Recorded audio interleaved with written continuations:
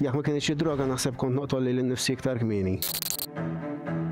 Kollha jwiġbuni aħjar qatt ma missejt xejn. Jien biex niddeċiedi bniedem x'iddeċiedi. Ta' 13-il sena, 14-il sena qed tpejpol cannabis u mhux joint kuljum, gramma jew tnejn kuljum ta'. Nippruvaw naqbdu il-kilo mhux il-gramma. Persuna titfaħħal ħabs, ħloq traċedja ikbar. Kieku għaddiet kwart milli għaddiet il-mamma tiegħi, naħseb tifhimha differenti.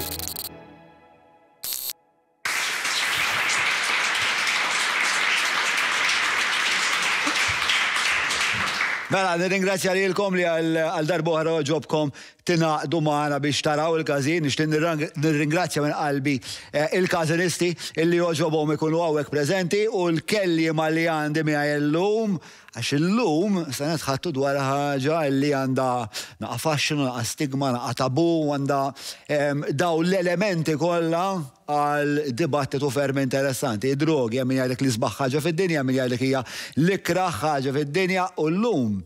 Ser nistasu smaħna bħala pajjiż. X'tib ta' futur nixtiequ f'relazzjoni ma' drogi. Fil-fatt, il-mozzjoni jew il-mistoqsija ċentrali li se niddibattu llum tmur xi ħaġa hekk.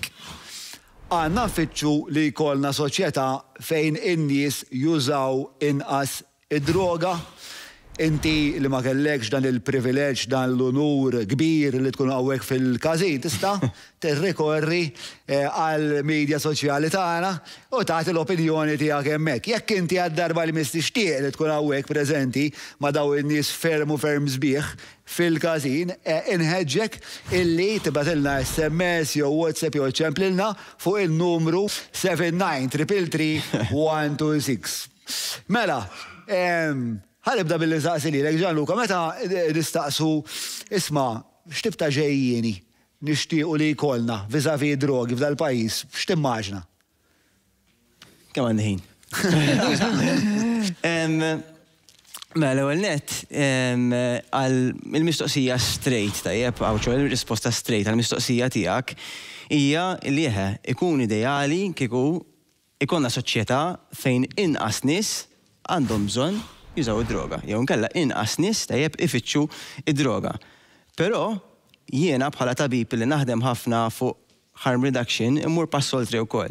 Li nkunu qed ngħixu f'pajjiż fejn min xorta jażel li juża droga juża bl-iktar mod safe possibbli. Tajjeb ġifieri dik għalija hija importanti immens. Iżda meta qed tkellem fuq droga, tajjeb jiena qed insemmi sustanzi illi huma psikoattivi. Jiġifieri sustanzi illi b'xi mod jew ieħor jaslu mid-demm għal ġol moħħ u jibdlu il-mod ta' kif moħħna jaħseb, jaħdem kemm fil-qosor kif ukoll fit-tul. Tajjeb, hemm sustanzi u sustanzi. Tajjeb ġifieri hemm sustanzi li huma għar minn oħrajn, biex nagħmlu kollox. Il-ġejjeni ideali tiegħek huwa one illi midja nkunu iktar informati għax anke użajt dan l-ispazju biex tedukana daqsxejn.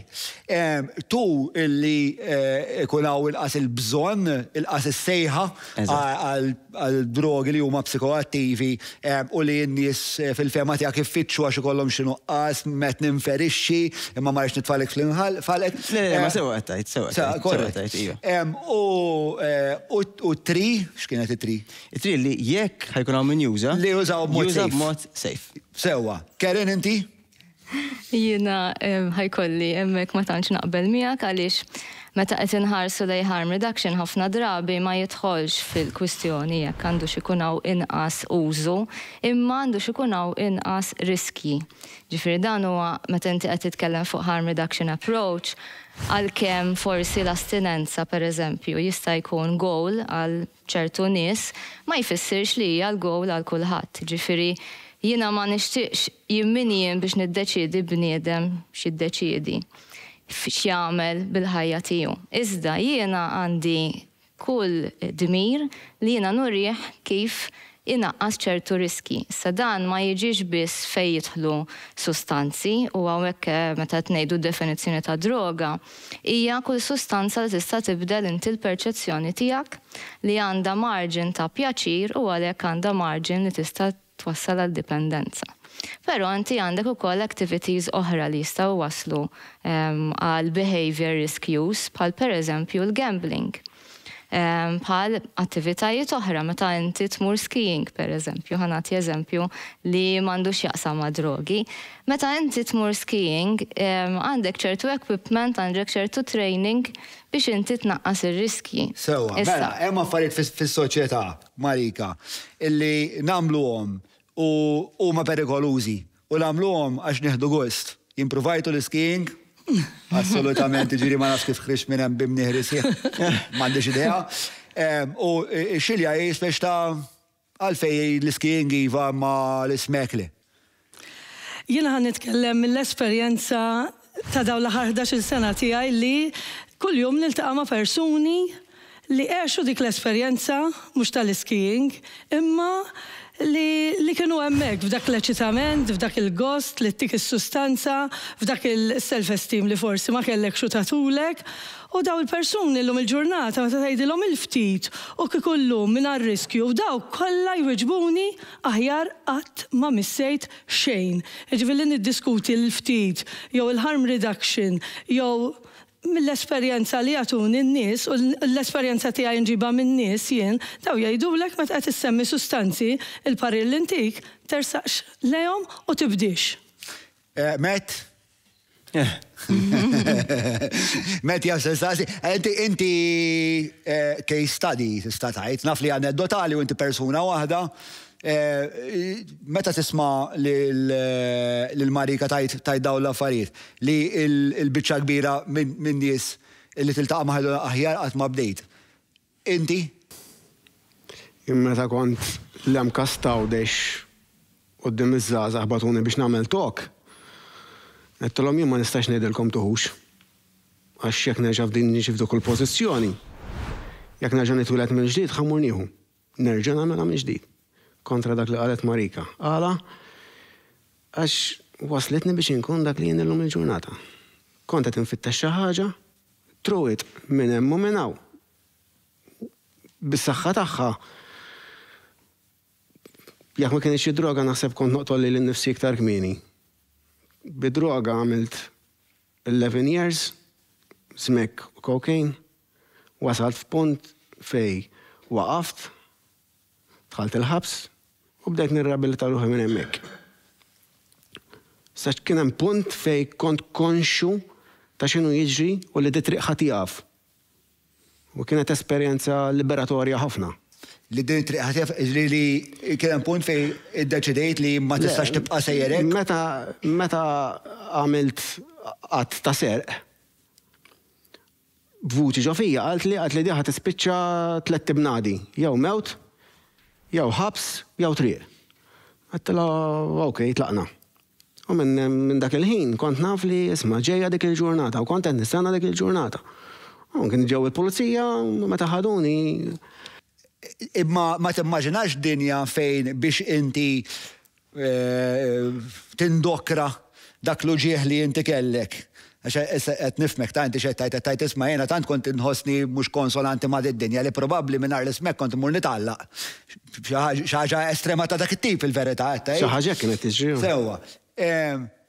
Ma timmaġinax soċjetà fejn jkun hemm rimedji li mhumiex 11-il sena ta' eroina, mhumiex 11-il sena ta' kokaina. Jekk qed naspiraw lejn soċjetà aħjar. Soċjetajiet, jekk inħarsu lejn is-soċjetà Asjatika, nista' nsemmi ċ-Ċina għax qed nistudja wkoll Chinese Traditional Medicine. Di problema kważi ma teżistix. Mela allura hija problema kulturali u soċjali.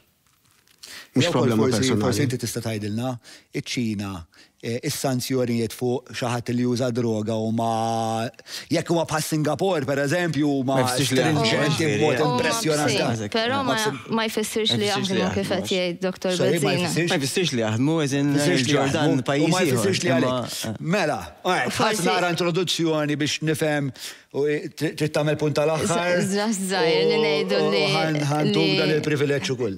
Li l-użu ta' drogi ma bedix daw l-aħħar 20-30 sena. Ġifieri l-umanità ilha tuża pjanti u sustanzi psikadeliċi u oħrajn millenja ta' snin u kemm għal skopijiet palma tgħid Matthew, kemm għal rekreazzjoni manka l-spiritwalità. Ġifieri dik importanti li nżommu. Però b'ħafna behaviors li ilu jagħmel il-bniedem għexieren jew millenja ta' snin u mbagħad għadna sma aħjar ma nkomplux jinnaf injassru bnedmin oħrajn għax mhux tajjeb li jkollna soċjetà.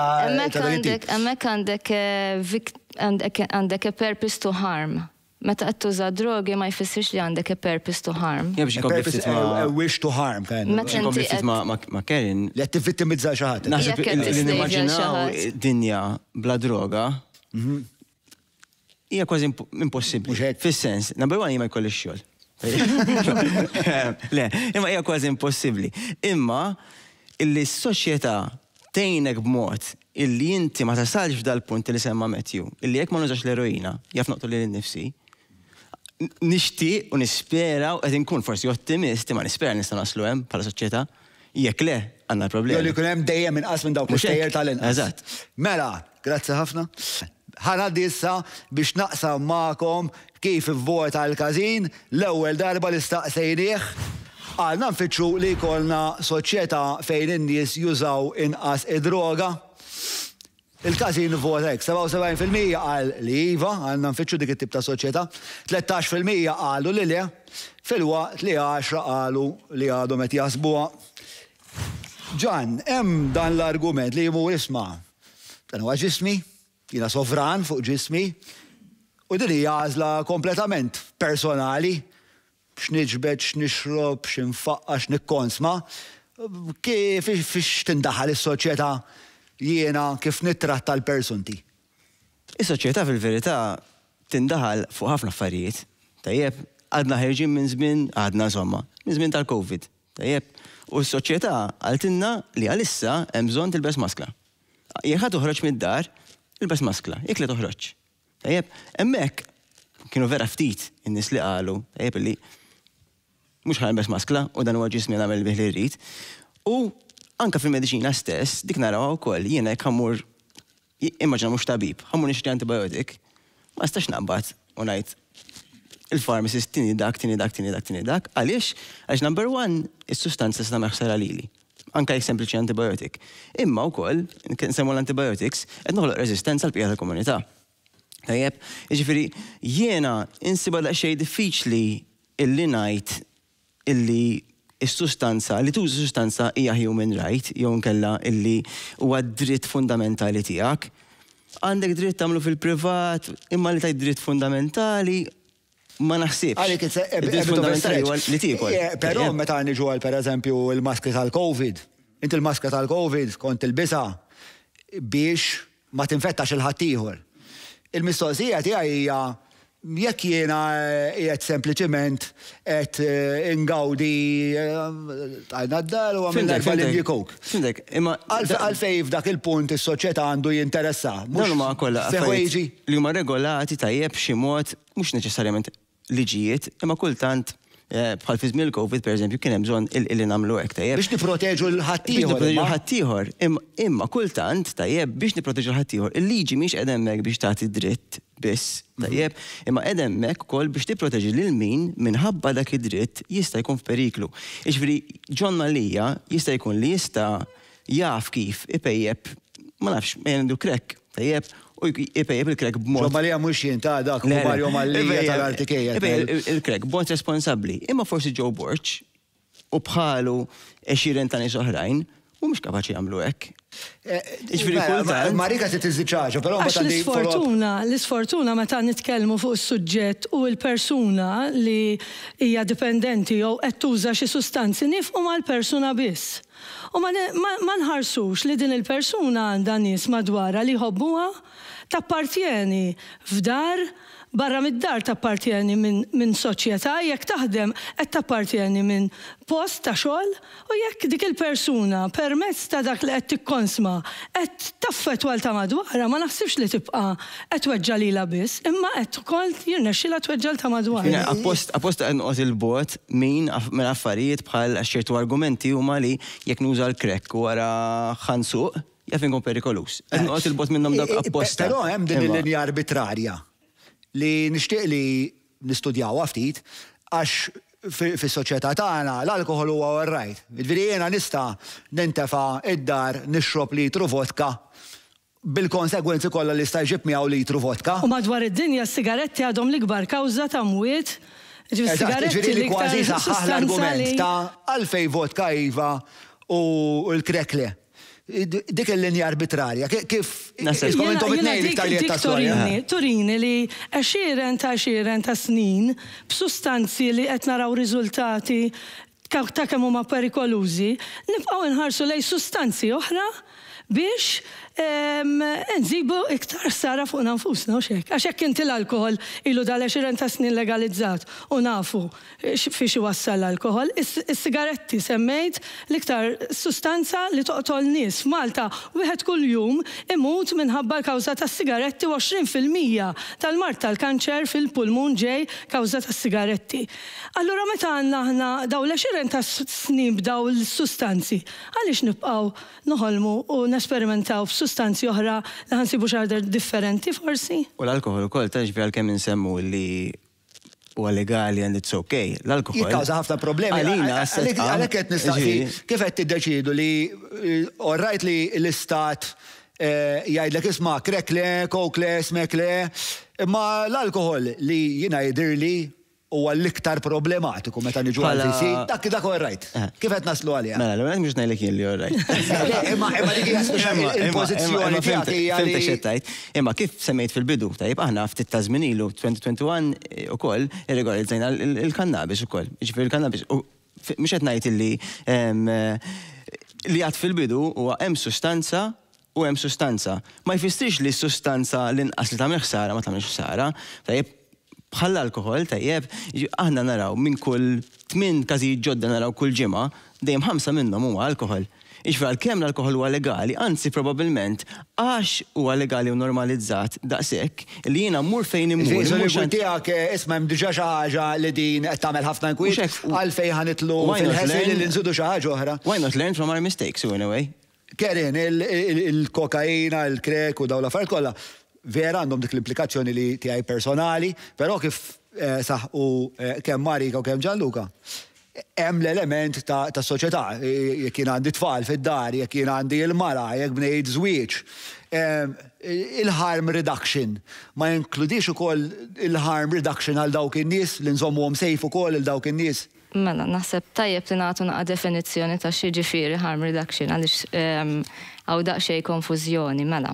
Il-harm reduction bdiet minn nies li jużaw drogi back in the 90s għaliex kien hemm problema ta' HIV.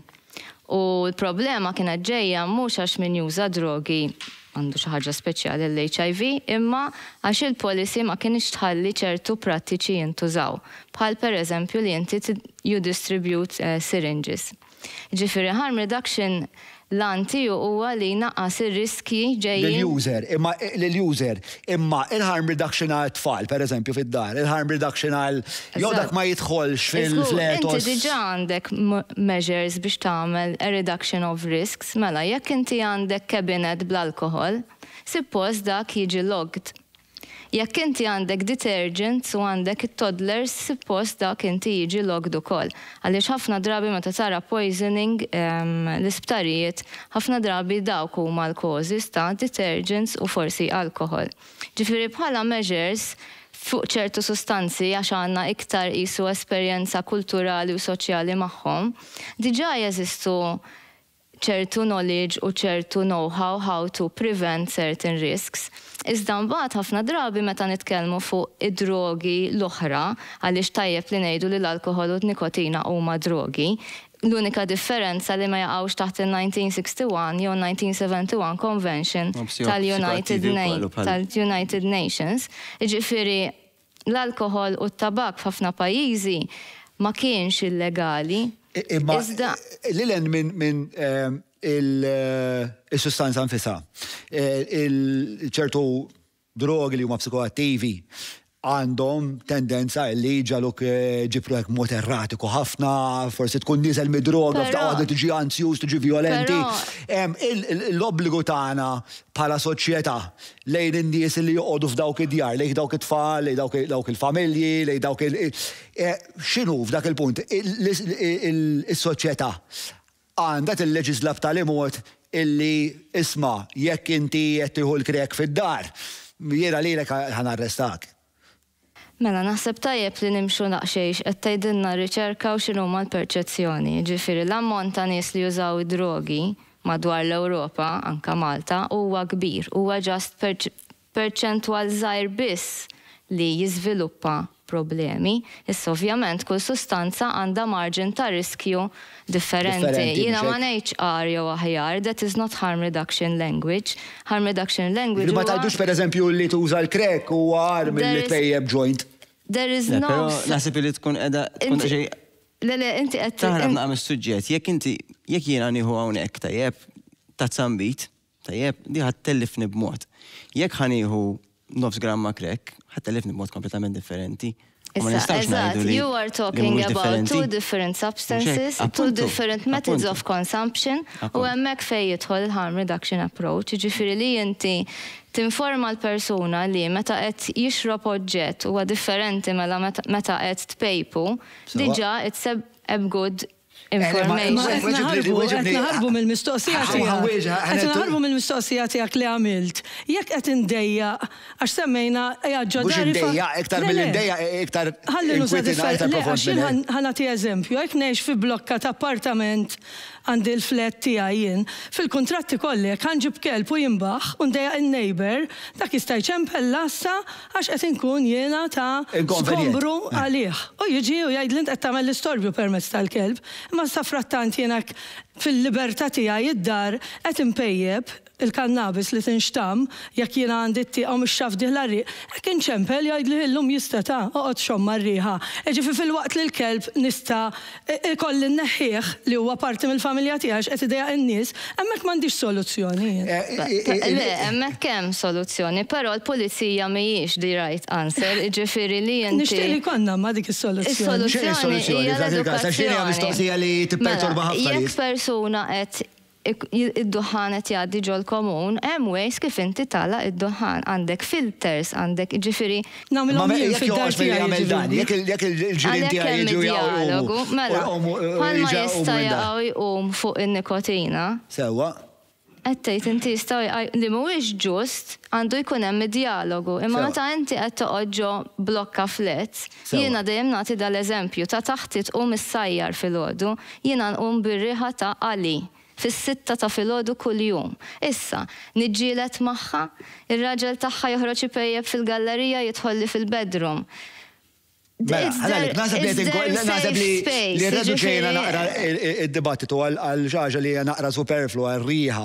Jgħid nistaqsi dwar ġaġa li hija naqra iktar forsi imminenti u jiena ħoss perikoluża u qed nistaqsik għax jidher li għandek qalbek ħafna li n-nies kemm jista' jkun nirreduċulhom il-possibilità ta' ħsara.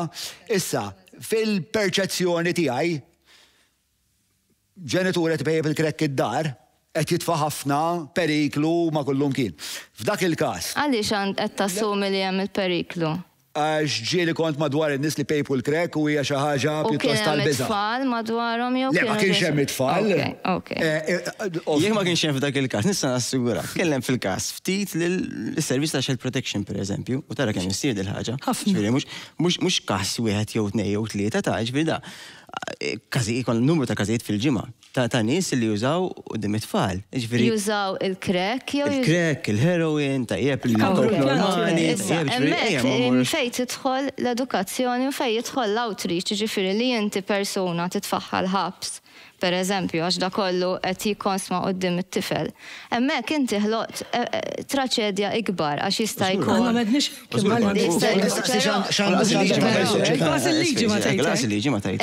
Is-soċjetà għandha tipprovdi an educational component imma mhux li ġast jitkellem fuq prevenzjoni mill-użu. Għandna bżonn daqsxejn jinbidlu il-perspettiva.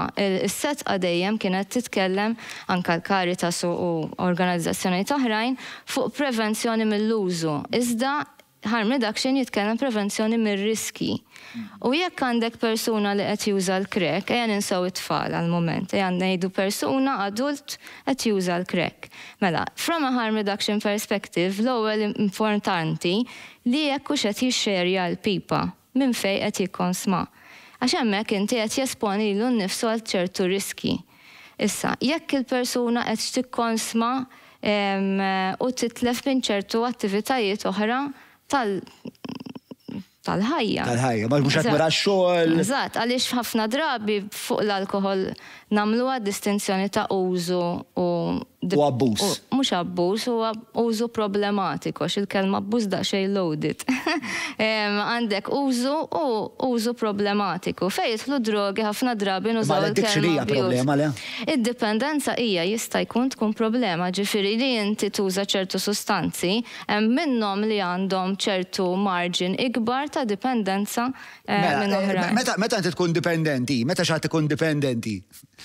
Kemm għandek close up ta' d-bissina tiegħu. Biex tara li kull darba jiena lejn xi kolli nħares u nsaqsi mistoqsija serja sewa. Mela, meta inti tkun dipendenti u tkun qed tagħmel l-għażliet tiegħek, kemm hu diffiċli illi tagħmel għażliet illi huma oġġettivi f'dak il-punt fejn il-viċċju jkun ħakmek.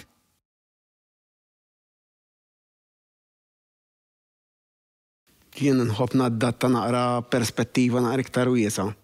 L-MGO, meta konna MGO, ġiet il-mistoqsija ta' referendum. Eżatt. Li ħafna minn referendums in-nies li jażlu iva, ġifieri di kif il-mistoqsija formulata, in-nies ġiġa qegħdin jiġu kontrollati biex iġelbu lejn iva. Ġifieri kemm għandna ċertu will huwa suġġettibbli, jaħseb wara meta persuna tkun taħt sostanza. Jien forsi taħt is-sostanza kont inkun iktar ċar. Ġieli bil-geġwiġija li kien ikolli f'moħħi. Għax inti qed insaqsik għax niftakar li kien hemm mument fil-podcast fejn tkellma fuq tough love. Li inti speċa kont ġejt f'sitwazzjoni fejn il-papa tiegħek, nista' ngħidha x'qiegħda fil-pubbliku għadniha diġà. Fejn il-papa tiegħek kienu il-pulizija. Illi qabdek minn widnejk u ħadek, sewa. X'taħseb fuq l-azzjonijiet ta' missierek illi ddeċida sma' ibnu ma jistax jikkontrolla iktar, għandu bżonn xi ħaġa, struttura, xi ħaġa li b'xi mod tikkontrollah. U da ddeċida li għamel fil-fema ma nafx jiena bħala missier kessir qalbi f'mid-biċċa. Però għamilha, inti x'taħseb dwarha di? Le, jena kieku bħalu kont nimxi. Jena u eksirt nimxi. Ma fir-relazzjonijiet tiegħi hemm ċertu tolleranza, hemm ċertu boundaries u thresholds. Kif itmisma daw mela reaction tiegħi ħadd inbidel. Mikel inti kont essenzjalment marid. F'soċjetà marid aktar minni. U dan il-fatt li inti kont marid f'soċjetà iktar minnek xorta tal-missierek skontok il-jiet illi juhu deċiżjoni li deċiżjoni tajba. Xaġa diffiċli ħafna l-ħabs. Deċiżjoni tajba. Sa mhux kulħadd deċiżjoni tajba. Mhux kulħadd ġietu tajba bħal Matthew. Ommi ma kienx ħadd tagħmelha, ommi ma riditux. U probabbilment missierek qabel ħad dik id-deċiżjoni għadda minn garantilek li għax huma jidher l-affarijiet kuljum. Li għaddejna flimkien milux għax ta' konti għad ġo retreat u rġajti għax ta' meta konti għad l-ewwel darba li rajt il-ħija u l-missieri wara xi 3 ġimgħat ma naraħħomx minn ħabs.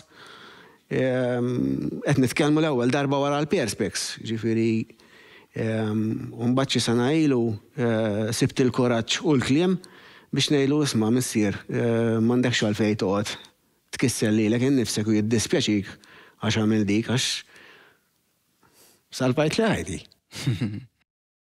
Ġifieri li xi ħadd il-Matthew li kont adult dak iż-żmien kont diġà 18 plus. Kont 18 plus ma mhux adult. Le, problema li kont adult. Li missieru iddeċieda, isma', inti għandek problema ta' addiction, ħanieħu kontroll jien, essenzjalment ħanieħu deċiżjonijiet fuq ħajtek biex inti tbiddel ħajtek. Inti dik kif tqisha? Tajjeb, imma sfortunatament jiena ma ninsewx li kien hemm ħafna nies li għaddew minn ħabs u sfortunatament kellhom bżonn lajnuna u ma sabux lajnuna. Ġifieri l-ħabs anke jekk tara xi rakkomanda l-UN Human Rights Commissioner, il-UN Special Rapporteur for Health, dejjem jafża li l-ħabs qatt mhu the right option. Ġifieri ċertu pajjiżi għandek low threshold services, inti hemmhekk kellek bżonn low threshold services u mbagħad għandek id-drug consumption. Low threshold services tfisser. Mela li inti għandek post li mingħajr m'hemm bżonn li inti tinkiteb jew tidħol f'xi tip ta' programm, tingħata l-ewwel set ta' għajnuna. Ġifieri inti you are giving your dignity back, m'intix qed tiġri fit-toroq, m'intix qed tipprova tistaħba u tikkonsma mill-pulizija u m'intix ħajkollok tainted criminal record, ġifieri daw il-postijiet. Is-soċjetà tkun taf bik, tik post li huwa safe. Ma tkunx taf bik għax inti m'għandek bżonn tirreġistra.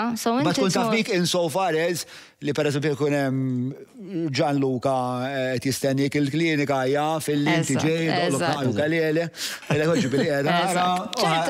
ċertu drug consumption rooms joperaw li inti fuqhom ikollok treatment option. Ġifieri li inti l-isfel it's a drug consumption room, għandek ukoll fejn tieħu shower u fejn tiekol, x'ħafna minni. Drug consumption room. Eżatt, għax ħafna minni. Malta ma xejn bħal dan. Malta tiġi u forsi tuhom is-siringi pereżempju jekk jiena. Kull min irid jista' jmur health center at any point u tajjeb kun jafu għan-nies jekk qegħdin jużaw. U jista' jieħu ammont ta' siringi kemm għandu bżonn. Eżatt, però dik that is a very. Biex ma jkunx hawn proliferazzjoni ta' AIDS u mart li għandu xi consumption rooms sa fejna fiena qatt ma kienet in discussion, to be fair bħalissa qed niddiskutu ħafna il-bżonn tal-low threshold service. Sintendi low threshold service huwa diffiċli. Ma fimtekx ta' low threshold service. Da li semmejt l-istess li qed Karen. Low threshold. Però huwa diffiċli ħafna biex timmenjah biex so hemm komplikazzjoni. Il-problema m'għadix daqshekk l-eroina, le? Le. Hija ma affarijiet oħrajn. Mela. L-eroina għadha problema. Għadha problema, però inqas milli kienet 10 snin. Il-trend qed tinbidel bil-mod iva. Mela. Jew blaġ. Se narawkom wara l-break. Intom, ivvutaw. Wara l-break.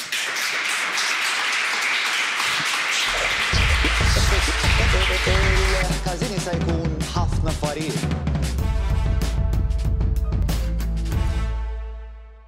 Jenu tim tiegħi nagħmlu l-almu tagħna biex natukom dibattiti riċerkati u mqanqlin kemm jista' jkun. Jekk qed tieħu gost tara il-każin inħeġġek biex tmur fil-ħolqa tawn taħt il-każin.mt/talk issa biex tkun tista' tagħmel abbonament għax il-każin joħroġ kull nhar ta' ġimgħa fid-29 fuq Talkis u inti tista' raħ fuq il-mobile, fuq l-smart TV, fuq il-laptop. Għaldaqstant żur dil-ħolqa biex kull nhar ta' ġimgħa tkun tista' issegwina fil-każin. Il-każin se jkun ħafna affarijiet.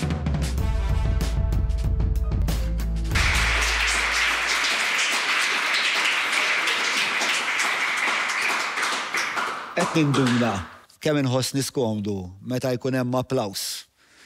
Naħseb li għandi bżonn kellemna għat-terapista fuq għadi.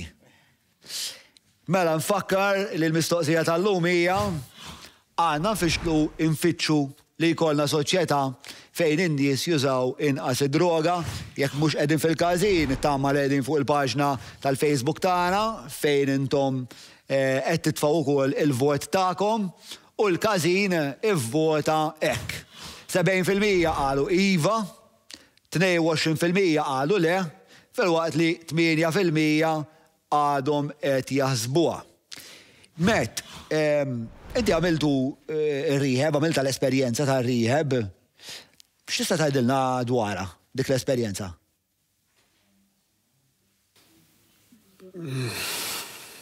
Għalija kienet limitata, jiena bdejt nirreabilita ruħi mill-ħabs.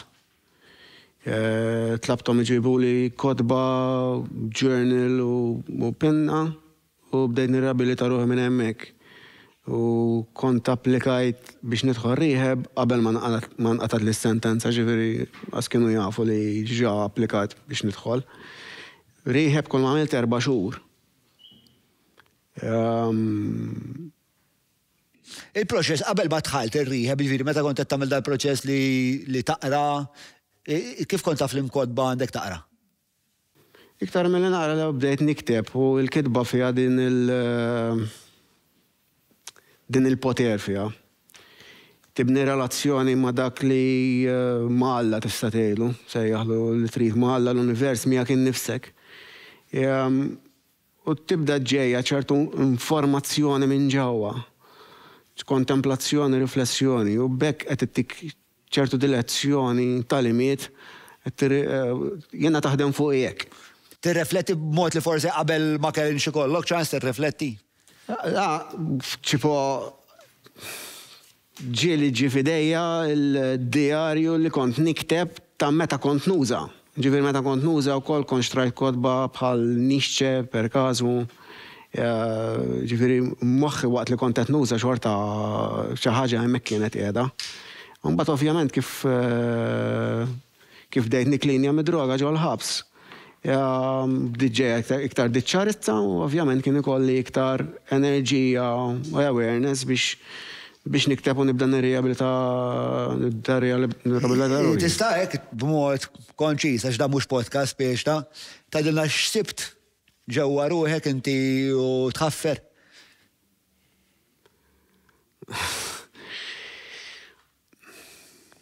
Jekk jista' jkun sentenza waħda. Dal-għodu ktib ċaġa fuqa, naħseb meta kon żejr ħarist u bżajt. Laqtu, mortem barra infittex, ma konċ ma insejt li kont qed infittex dak li kont talaqt. Wallu minn ġurnata ftaħtu. Għalfejn kien ibeżżak? Għalfejn kien ibeżżak? Għax naħseb jew Nietzsche jew Jung jgħidha, if you stare at the abyss long enough, the abyss is going to stare back at you. Jung. U ġieli kelli l-aħħar retreat li kont fiha retreat tal-ayahuasca nagħmlu sharing circle. U ovvjament kien hemm min li jiġi in touch ma' di xi ħaġa ġo fih ma' ruħu li ovvjament ruħek ħatorik x'inhu Alla u jibżaw. U l-xogħol tiegħi hemmhekk u li ngħidilhom li isma' tibqax tiġri, tibqax tfittex, imma embraceja dak il-poter. Għax il-poter illum il-ġurnata ngħidu l-poter huwa ħażin. Poter skonx tagħmel bih. Skonx tagħmel bih. Għax jeżisti. Skonx tagħmel bih. Għax jeżisti. Ma meta tħares u tħoss l-infinit, tgħid dan huwa possibbli, imma huwa possibbli. So hekk, pereżempju qed naraw drug use in a ritualistic setting. Ġifieri meta nitkellmu fuq drogi ħafna drabi ninsew li it's a mix of drug, set and setting. F'dal każ qed isir for therapeutic purposes, ġifieri min imur ayahuasca retreat, qed purpose li jieħu ċertu pjanti in a spiritual setting to deal with certain personal issues. U ħafna drabi l-użu ta' drogi. Per eżempju ċaġa bħala ayahuasca għandha bżonn li tkun issanzjonata mill-istat li jkollok nies li b'xi mod l-istat ikun jaf x'jagħmlu x'inhi l-expertise tagħhom. Daqsxejn diffiċli għax inti hemmhekk għandek a ritualistic setup. Però għandek pjanta li hija b'saħħitha. Għandek a mix of plants, forsi met jista' jispjega aħjar, ġifieri mhux wamba. Ġifieri hemmhekk għandek sfortunatament illum il-ġurnata hawn gruppi li qed jagħmluha for commercial purposes u hemmhekk huwa l-ikbar riskju għaliex ħafna drabi jkollok nies qed jippużaw ta' xamans jew qegħdin ta' parsi. Ma jistax ikun ukoll xaman li naf forsi ma ħax training li kellu jieħu, u forse mhux għax irid ifotti, forsi għax hemm institutions, pereżempju, hemm gruppi wkoll internazzjonali li jagħmlu training fuq kif inti tiddilja from a harm reduction approach in Meta ayahuasca tisma' fuq daw, per eżempju, ayahuasca circle, inti tabib?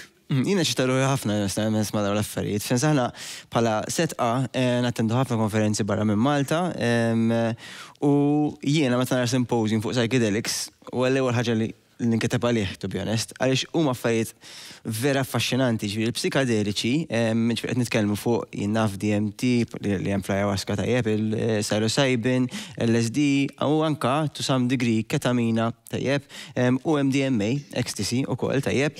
Kollha kemm huma illum il-ġurnata qegħdin jiġu studjati biex ikunu jassistu f'terapija, f'dożi vera kontrollati.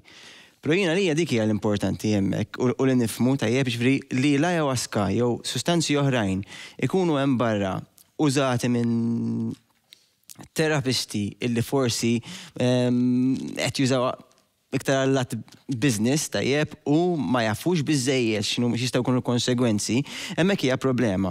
Mill-banda l-oħra jekk dawn it-trials li qed isiru bħalissa juru illi f'ċerta settings jistgħu jgħinu għal treatment-resistant depression, per eżempju, jew PTSD, għal xiex le?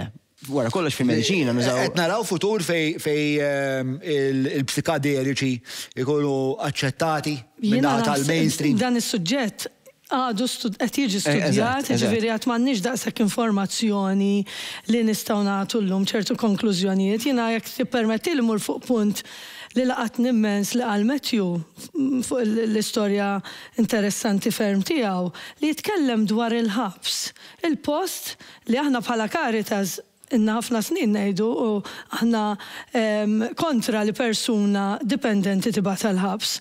Persuna li għandha problema u hija dipendenti, għandek tagħtiha l-għajnuna, għandek tħobba, għandek tirriabilità u anke turija terapiji kif jgħin lilha nnifisha. Imma mbagħad tisma' persuni u ħafna minnhom dawn u meta qed jgħidha li l-ħabs kien il-post li għenu isib lilu nnifsu fejn beda jikteb fejn qata s-sustanza kollha. Però minkejja li għenet il-Matthew. Ġifieri mhux qed ngħidha jien m'iniex favur li persuna tmur il-ħabs. Jiena ġieli mort inżur in-nies il-ħabs u anke għamilt proġetti ġewwa l-ħabs, ġifieri rajt il-ħabs ġewwa il-ħajja ġewwa l-ħabs x'inhi. Diffiċli nifhem kif bniedem isib il-fidwa hemm ġew għax huwa post grejs, ħafna konkos, ħafna ħadit, ħafna dlam. Però kuntent ħafna ovvjament għalik men li irnexxielek issib lilek innifsek.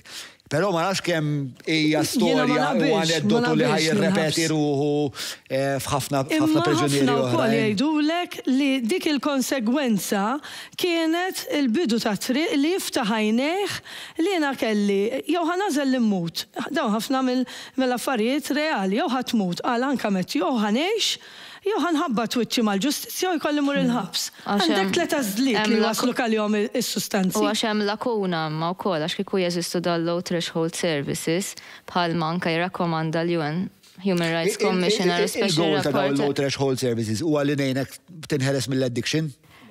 Ne, mhux neċessarjament. You can still go for. Ma jkunx lan, biex ma jistax kun hemm żewġ għanijiet mela ġejt hawnhekk. U tajtek il-labar notfa, poġġijaw, mhux problema. U dan tajjeb biex naqbad fuq punt li isu semma daqsxejn iktar kmieni fejn isu ngħidu li s-setqa għada f'sens ta' prevention li ngħidu kulħadd tużax, tajjeb. Is-setqa matul dawn l-aħħar 20 sena ilu iva, tajjeb jiġifieri meta konna l-iskola jien niftakar, anke inti probabbli say no to drugs and be proud of it, il-pitazzi kollha, u il-mentalità kienet dik tużax, tajjeb. Illum ukoll jiġifieri ħafna l-prevention programs tagħna jinkoraġixxu attivitajiet oħrajn biex il-bżonn ta' droga jonqos, però tajjeb ngħidu l-prevention services tagħna tas-setqa ukoll jedukaw ħafna fuq l-użu safe, tajjeb u liħor jonkel kif innaqsu ir-riski meta wieħed ikun qed juża, però barra l-prevention services dak li nagħmlu aħna wkoll jiena partikolarment li iktar naħdem fis-substance misuse outpatient unit, dak li huwa magħruf bħala id-detox, tajjeb. Aħna naħdmu ma' nies bħalissa bejjetur għandna isu 1600 pazjent illi jiġi hemmhekk biex mhux bil-fors jaslu għall-astinenza. Għax wara kollox kiena pazjenti jiġi quddiem jgħid jiena ma rridx nieqaf. Ma rridx nieqaf. Nista' ntih il-manbierek. mhux ħajjaf, imma jekk ħajkompli juża, nejnu jsib mezzi u modi kif jista' juża b'mod iktar safe u kif jgħix il-ħajja bl-iktar mod sabiħ possibbli, ma tiqafx fil-mediċina, imma tiqaf ukoll tkompli wkoll għal nejnu ħisib xogħol. Nejnuh jerġa' jibda family therapy biex jerġa' jingħaqad mal-familja. Waqt li għatu Żgur mela. Ġiri il-final outcome jew l-aqwa outcome mhux li jaqaf juża, imma li kompli juża ma b'mod. L-ewwel ħaġa li qalli tabib kollega tiegħi, tajjeb, meta bdejt naħdem mas-setqa 7 snin ilu, qalli aħna l-għan prinċipali tagħna hawnhekk, vera qalli wieħed hemm insomma. L-għan prinċipali tagħna hawnhekk huwa l-pazjenti intawlulhom ħajjithom kemm jistgħu, però li jgħixu bl-aħjar mod possibbli. Jiena nifhem li jkollok każijiet fej persuna tgħidlek impossibbli jiena li ngħix mingħajr is-sustanza. U hemm dawn il-postijiet li qed nitkellmu fejn tgħid almenu tnaqsilha mir-riskju kemm jista'. Imma hekk aħna x'qegħdin nippromovu jekk qatt ma missejt. Ejja nippruvaw nagħtu jisna dil-promozzjoni li tista' tmur fostijiet għax kontrollati u kif tuża b'mod safe. Fuq hekk qed nitkellmu m'iniex nifhem. Le, sa fejn fimtien fuq dawn iċ-ċentri huwa jekk jiena diġà għandi l-problema. Hekk għandi l-problema mhux qed nitkellem fuq hekk m'għandix tippromovi li biex hekk nixtieq nibda. Ma nafx introduċi nibda bil-mod għax m'iniex nifhem. Biex nifhem. Qed taħsibha li promozzjoni. Dan-l-istess meta aħna konna nitkellmu fuq sexual health, meta inti titkellem fuq condoms u forsi PrEP u daw il-medicine. Hija ħaġa naturali ħafna li tmur tuħu l-ismek hija għażla li jagħmlu vera ftit nies fis-soċjetà. Però again l-użu ta' li inti titkellem fuq condoms, li inti tmur fl-iskejjer turi kif jintlibes kondom li fi żmien kienet completely no. Ġifieri illum il-ġurnata però jiena għadni ma rajtx pereżempju setqa tipprovdi pipi, tipprovdi karti minn fej persuna tisnortja, tipprovdi weighing scales, ġifri daw ma kollha tools biex inaqsu r-riskju għal persuna. Fl-istess ħin is-setqa il-prevention programs tagħha jiġu n-nies minn barra biex nagħmluhom award-winning Marika u qed inħoss li ma weġibnijiex eżatt. Il-mistoqsija tiegħek hija, isma' daw iċ-ċentri qegħdin hemmhekk biex aħna nużawhom, is-soċjetà tużhom bħala post face ma jekk forsi nixtieq nisperimenta qabel ismek jiena mmur hemmhekk safe environment, ma nagħmilx id-dar, ma nagħmilx x'imkien fejn ma nafx in-nies u jieħdu ħsiebi. Nista' nkompli fuq għax kont se nirrispondiha meta saqsejtieli? Imbagħad li ġdidi waqfitni. Le, imma kont qed ngħid, is-setqa tajjeb jiġifieri is-servizzi tagħha huma multifaceted, tajjeb, pero kultant iġi kas. Dal-aħħar diskutajna kas partikolari. Persuna illi hija homeless, tajjeb, minħabba droga spiċċat homeless, tajjeb, għax il-familja tagħha keċċew, simili ta' Matthew forsi, tajjeb, daret is-servizzi tal-homelessness kollha mkeċċija minnhom, tajjeb, biex intik idea dal-persuna daħal il-ħabs is-sena l-oħra 27 darba. Illi meta kkalkulajna il-bed stay biss, għax m'għandux fejn joqgħod biss, il-bed stay biss mingħajr l-investigazzjonijiet, mingħajr is-CT scans li sarulu, tajjeb sewa l-isptar 35,000 euro.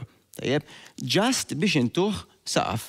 Kemm huwa aħjar kieku għal dak il-persuna iva kien hemm low threshold service fej jista' jmur. Jew homeless centers li jaċċettaw nies li jużaw id-drogi, ġifieri dik diskriminazzjoni kbira. Għalfejn ma jaċċettawhomx nies li jieħdu drogi. Ħafna minnhom hemm fil-policy tal.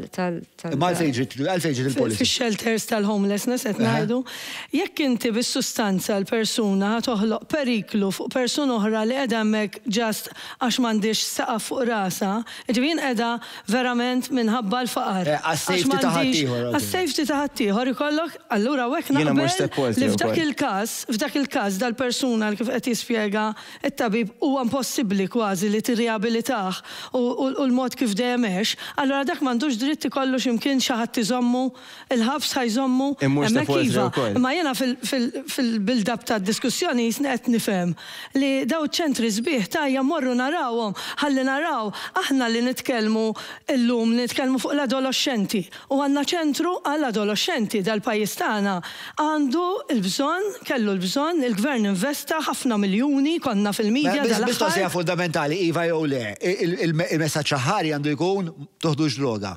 Jiena dejjem, mhux jiena, Caritas dejjem hekk tgħid. Met, iva jew le? Mhux ħanejdilhom teħdux droga. Jien. Iva jew le? Jiena meta kont lem fidejkom. Meta komplet għamlu. Il-messaġġ l-iktar mod onest li nista' nagħmilha kif tfal tiegħi x'ngħidilhom. Tux droga. Inti? Jina jidlom kunu informati x'tip ta' droga ħatieħdu kif tistgħu tnaqsu ċertu riski. Ma mhux aħjar ma toħduwix? Le, ma naħsibx li għandu jkun il-każ li jiena immur fuq bniedem u ngħidlu le inti tużax dik id-droga. Jiena bħalma t-tifel tiegħi. Fis-soċjetà nużaw ħafna tipi ta' drogi. Jew ilbes is-seatbelt, kieku jien ngħidlu tuħux droga. Tajjeb, issa. Ma tgħidlux is-suq x'imma. Le ma jgħidlux is-suq. Tajjeb, u bħalma is-seatbelt. Imma għalhekk ġej. And that is harm reduction. Jekk hemm jiena imexxi il-klinik tal-adolescenti, tajjeb is-setqa, tajjeb, u xi qed nara bħalissa qudiemi, tajjeb, tfal ta' 13-14 sena, tajjeb li suppost għaw enforcement li ħabba fija u ma jużawx il-kannabis, ma daw qegħdin biex jikkalmaw l-ansjeta tagħhom.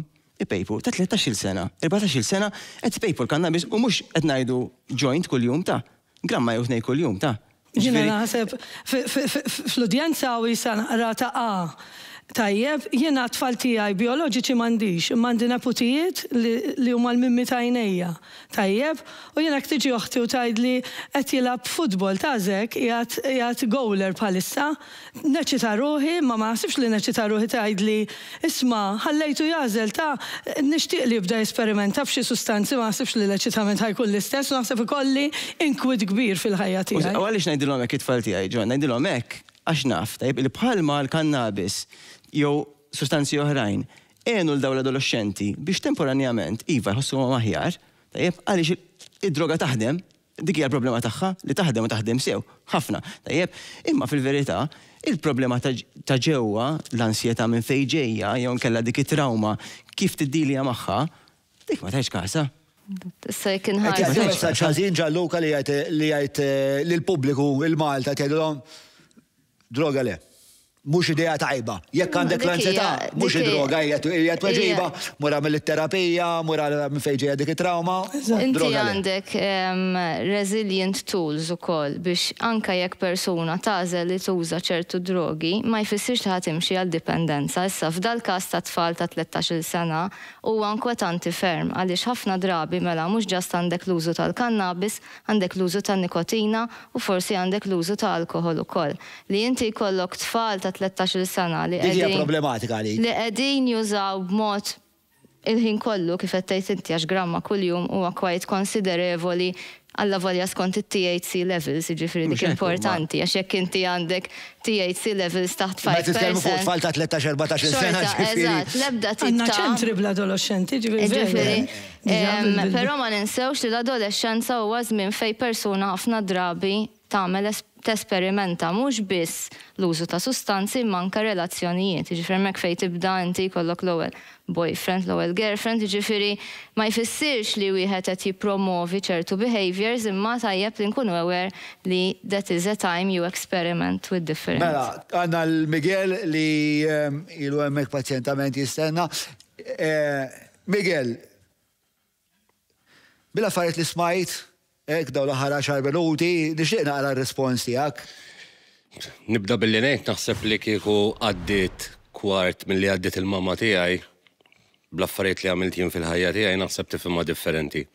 Jien llum il-ġurnata għandi 45 sena, dħalt l-ewwel darba l-Caritas ta' 18-il sena.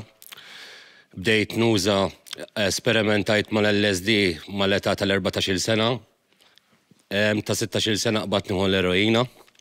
Għalkemm ċertu suċċessi fil-ħajja tiegħi li rnexxili nilgħab anke mat-tim nazzjonali Malti u anke nerbaħ bosta onuri u kelli suċċess ukoll f'kumpanniji ta' scaffolding u xogħlijiet kbar. Id-droga kienet l-ewwel choice tiegħi f'ħajti qabel il-familja, qabel ommi, qabel it-tfal, qabel kulħadd. Jiena d-droga kont inħobba mħabba kbira, nista' ngħid l-ewwel imħabba tiegħi u ta' 16-il sena ħadd ġurament li d-droga ma nitlaqa qatt. Għamilt patt miegħi nnifsi din hija ħajti. Kien hemm momenti naqbel ma' Ġalluka li il-bniedem vera trid tiġi minnu, kont nidħol rehabs fej kont ngħid li l-nifsi u kont nemmen il-gidba li nidħol imma ma kienx vera għalija n-nifsi. Kienet forsi tkun għall-familja tiegħi, għall-missieri, għall-ommi, u mbagħad il-qudiem ovvjament kellek it-tfajla, l-mara, it-tfal. Qed tifhem. Bajt karkarbija, inti di problema ta' droq. Tqisa problema l-ewwel qabel kollox biex ma tfallex kliem ħadd. Isa problema kbira, meta tara l-affarijiet li għaddejt minnhom, mod speċjali l-familja tiegħi, tista' tgħid anke s-soċjetà hija xi ħaġa enormi, jiena xi ħadd. Għalfejn dom daqshekk, imma qed issemmi l-ommu, qed issemmi l-mara, tfajla, tfal. Dom tweġġa' ħafna nies. Letteralment laqas kien jinteressani l-min qed iweġġa', kien hemm ċertu momenti għalkemm kont imdejja. Ovvjament tul iż-żmien l-addiction tiegħi kibret b'mod drastika fejn l-onet kelli ħafna riżorsi u finanzi li jiena stajt nabbuża iktar bis-salvaġġ allura tista' tgħid kont nagħmel il-jieli twal nabbuża mill-crack cocaine. Iktar minn hekk kont tista' tgħid illi laqqas kont qed ngħix fil-verità u kont qed inkun taħ ħsara kbira kemm għalija u kemm ta' madwari. Domt 25 sena tista' tgħid nilab tiela u nieżel b'dil-problema tal-addiction. X'inhi l-iktar ħaġa f'dik il-25 sena li jiddispjaċik li għamilta? Li ħadd id-droga fil-verità. Illum il-ġurnata jiena zero tolerance.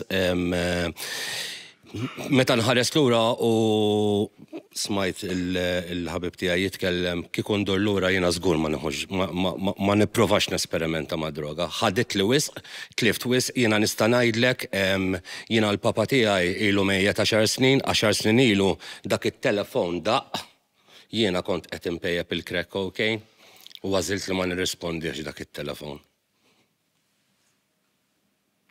Daw affarijiet illi inġorrom miegħi illum il-ġurnata. Onestament qed ngħidlek, illum il-ġurnata kbirt minnhom, jiena bniedem differenti, ili 6 snin clean, ma nesperimentax, ma nieħux chances, ma nixrobx, ma npejjibx, illum il-ħajja hija differenti, però laqqas l-ikbar għadu tiegħi ma rridu jgħaddi minn dak li għaddejt jien naħseb wara. Kemm dom tiġġorra miegħek? Inġor bħal xi. Di li ma weġibx it-telefon tal-papaw. Dom, kelli bażikament tista' tgħid illi ilha 10 snin, però dal-aħħar 3 snin nista' ngħid illi ġibt saħħti lura minnha, kienet tibqa' tferfer ġo fija, jiena l-papa kien xi ħaġa kbira fil-ħajja tiegħi.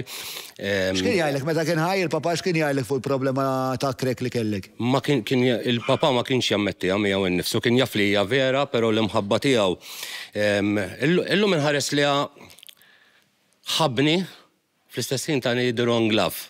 Tani dak kollu li xtaq, tani dejjem tani r-raġun f'dak li nagħmel, ġifieri l-imħabba tiegħu, l-imħabba tal-missier ġieli illum noqgħod attent ħafna minna jiena li l-ulied intihom dik l-imħabba vera, mhux l-imħabba. X'inhi l-imħabba vera? L-imħabba vera hija li tkun hemm għalihom, li torihom, li tgħidilhom x'inhu t-tajjeb, x'inhu l-ħażin, tarrafhom, x'inhuma s-sitwazzjonijiet li jistgħu jġibuk u tedukhom f'dawk l-affarijiet li tista' tagħmel.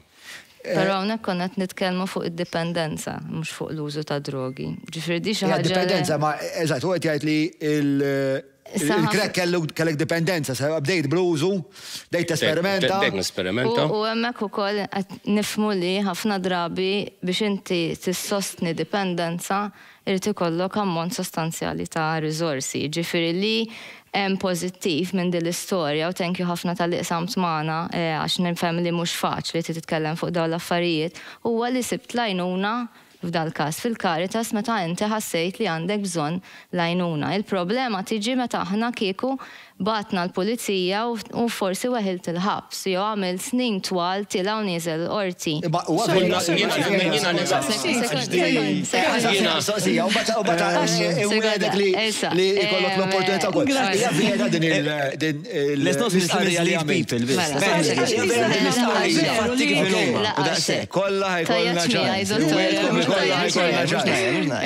Interessanti ħafna l-affarijiet li għad.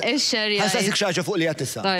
inti għat illi biex ikollok dipendenza, irid ikollok ċertu ammont ta' flus. Le. Dik hija. Le, mhux hekk qed li dipendenza ħafna drabi biex issostnija irid ikollok numru sostanzjali ta' riżorsi.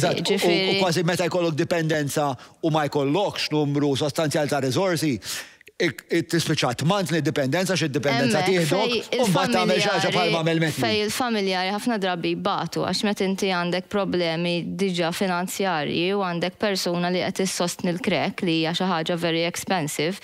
Ma tista' tkun eroina li inqas expensive. Xorta x'hekk inti qed tikkonsma ammonti kuljum sostanzjali, mela inti għandek taxxa kuljum. Mela, Marika xi xtaqtajt? Jiena bir-rispett lej Karin u għandi rispett ħafna lej Karin imma ma naqbilx kif tippreżenta s-suġġett, bir-rispett kollu lejk. Ma jimpurtax. Għax qed titkellem dwar il-persuna. Issa qed tippreżentanna niċċa li għandek post fejn nista' nieħdok biex toqgħod tieħu gost. Imma Miguel huwa persuna li qed jagħtina storja li huwa dipendenti. Xi darba Miguel beda b'dik id-darba. Daw id-drug consumption rooms mhumiex post ta' divertiment, ġifieri dik forsi li ma spjegax. Hemmhekk qed naqbel miegħek kieku Miguel, hemmhekk qed naqbel imma kif qed tgħid fuq Miguel, qed tgħid imma Miguel dipendenti hu, ġifieri hemmhekk naqbel kieku kellu dik l-għajnuna li qed toffri inti min tisek qed tgħid innoltre minn hekk. Aħna nistgħu nbijawha differenti, ta' tista' ma ssirx dipendenti, isna qed inħoss. Iżgur li tista' ma ssirx dipendenti, u inti għandek perċentwal kbir ta' nies li jużaw sustanzi differenti. Ma worth it il-cost-benefit analysis tiegħek. Meta tisma' storja bħal traġika, dik hija storja traġika. Meta tisma' storja bħal dik, worth it li il-messaġġ li ngħaddu li isma' provom id-drogi. Jista' jkun issir dipendenti, jista' jkun taħxi 25 sena ta' ħajtek u jista' jkun iċemplulek biex jgħidulek lil papa qed imut u ħadd tkun plit perjeb il-pipa, però jista' jkun ukoll tuħu ħafna baż. Xej simplistika, mela. Inti biex persuna tiżviluppa dipendenza hemm numru ta' teoriji għax sissa għadna ma femniex eżatt xiġri. Mela inti għandek the biological model, għandek il-psychological model, għandek il-biopsychological u għandek il-social. Issa daw kollha jinterpretaw kif inti tiżviluppa dipendenza. Imma meta naraw l-istatistiċi madwar id-dinja bej użu u użu problematiku, hemm differenza kbira. Issa, ħafna drabi apparti is-sustanza per se, meta inti kollok issues oħra bħal pereżempju bħal ma tkellem Matthew kellek każ ta' pain, u pain mhux pain fisiku, ħafna drabi jkun pain psikoloġiku, inti hemmhekk għandek riski ikbar li tiżviluppa dipendenza. Jekk inti qed tgħix f'soċjetà. Ma inti tifel ta' 16-il sena bħalma kien dar raġel. Eżatt. Kif ħadd tkun taf? Inti minn għalik nagħmlu lajn naħdu buzz, bad dak il-lajn vera differenza bejn tagħmel lajn u tpejjeb il-krek. Ma ovvjament wara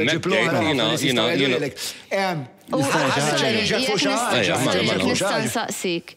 Kif meta ddeċidejt li taqleb minn powder għal crack cocaine, x'kienet ir-reason? Biological għax kellek iktar withdrawal, jew għax kellek iktar flus allura twas. Le, jien mela, ħanibdew nibdu, jiena xi ħadd li d-droga kont nabbuża literalment bil-lej u binar, anka jekk pereżempju konna fil-bidu bdejna bl-LSDs u libna l-ecstasies, jiena xi ħadd li kif jisbaħ irid inkompli għaddej. Xaħat li nfittex l-after hours, xaħat li ma daħal. Taf għalfejn inti mamulek ju? Sorry? Taf għalfejn inti mamulek bla xeba? I do have an addictive personality u jena ADHD ġifiri. That is not scientifically proven, l-addictive personality. It is not scientifically based, ġifiri inti. Mela nista' u anka jena maħobx nuża l-kelma li jena xaħat li I have an addiction personality, ġifiri indurlura minna, pero jena xaħat li d-dopamin u dak l-excitement infittxu ħafna. Jiena nistanejt li f'dak li nidħol head-on. If it's good, I'm going for it. If it's bad, I'm all in. Jiena dejjem kont all in. Il-biċċa hija mbagħad ovvjament dejjem progressajt għax l-after hours iġibu soċjetà u nies differenti fejn tiġi ppreżentat ċertu affarijiet forsi biex tinżel jew biex tkompli għaddej. Allura. U inti semmejt l-ADHD ukoll li xi ħaġa importanti li nsemmu, ġifieri inti forsi kont undiagnosed meta kont żgħir u bdejt tuża ċertu drogi as self-medication. Ġifieri hemmhekk meta aħna qed naraw dipendenza kif tiżviluppa, diffiċli inti tgħid qed nuża l-crack mela I'm dependent. Ħafna drabi. Moħħok jiġri hemm mod li hemm ċirkostanza fej forsi jiena għandi għamilt il-test tal-ADHD, għandek l-ADHD mort antiterapija ta' Ritalina, hija kelli problemi ma' missieri u mort antiterapija u solvejto, u issa li jiena lest perfettu bilanċat u għandi ekwilibrju nista' mmur impejjeb il-crack. You need to be informed what are the risks if you smoke crack and how they can interact with your medication. Issa, if you do it, that remains your decision. Qed nitkellmu fuq adulti hawnhekk għax importanti. Għax Miguel l-aħħar minuta baqalu. This is harm reduction in action. Mhux il-modell tiegħi. This is the harm reduction. Inti partat addiction moħra, essenzjalment illum inti tagħmel ħafna ġiri ħafna sport. Le, llum jiena l-ewwel nett le jien ma ngħidilix addiction, jiena llum bnidem committed, jiena għandi achievements kbar x'nilħaq naf fejn rid nasal u naf x'irrid fil-ħajja tiegħi. Ovvjament, nista' ngħid li nfittex il-ħajs b'mod differenti, id-dopamine xorta għad ninfittxa jiena, però no, I don't believe that I'm an addict. Ma tħoss li għandek drive qawwija u fejn jsib xi ħaġa li ittik dopamine hit.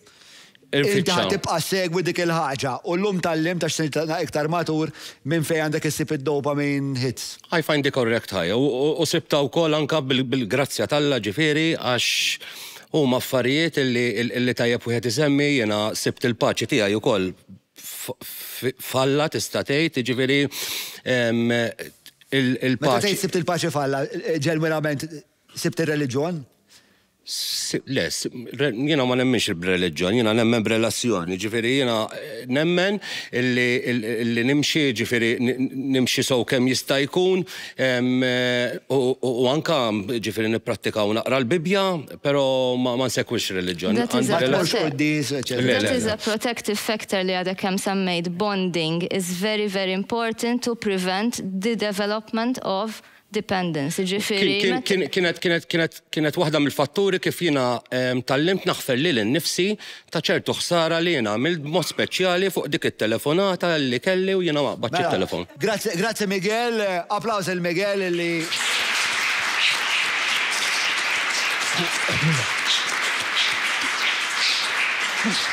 Miguel jagħmel ukoll sawm ta' xi 10 ijiem. Mis-sawm kien xi ħaġa fundamentali fejn għall-ewwel darba f'ħajti tallimt ngħid le. Eżatt.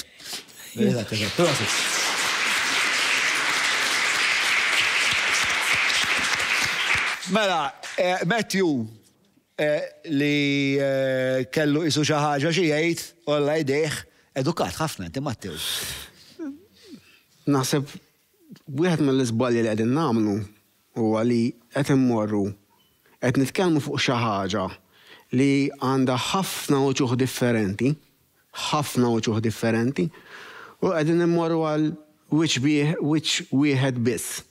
Per każu li semmit Karen dawk il-kmamar għalija ma kinux jaħdmu for sure. Per każu l-esperjenza ta' Miguel hija differenti minn tiegħi. Naħseb wasanna f'punt li tajjeb li nitkellmu droga mhijiex addiction, nitkellmu niddefinixxu x'inhi d-definition ta' droga, naraw x'inhi d-definition ta' addiction u naraw x'inhi mbagħad hemm il-criminal aspect tagħha li semmejt inti fejn niġu responsabbli fis-soċjetà li ovvjament ċertu azzjonijiet ħajġibu ċertu riperkussjonijiet. Issa, per każu, Miguel semma li kellu ADHD. Most probably il-konsum li kien tat-tip ta' sostanza li kien jagħmel l-ADHD żiedu. I mean, I've studied a lot brain chemistry, waħda mill-affarijiet meta mort fix-xamanizm, issa taoism, mysticism, nara il-sostanza x'tagħmel lill-moħħ u lill-persuna. ċertu persuni li għandhom inclination għal certain brain chemistry, daw is-sostanzi qed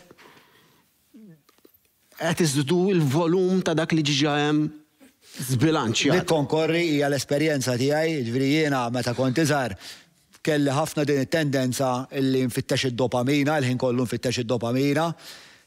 Minkejja li għamilt ħafna xogħol ta' meditazzjoni, sawm, għamilt ħafna mill-affarijiet li kienet titkellem dwarhom Miguel. Xorta għandi t-tendenza li moħħi jkun irid ifittex id-dopamina. Issa jekk dik id-dopamina tkunx li noqgħod nafas il-Ministru sa ma nqabbiżhomlu. Jew jekk tkunx li nibni business, jew jekk tkunx li noħroġ quddiem sala nies u nagħmel song. Jew jekk tkunx li nitkellem kolli konverzazzjoni vera intensa mat-tifel.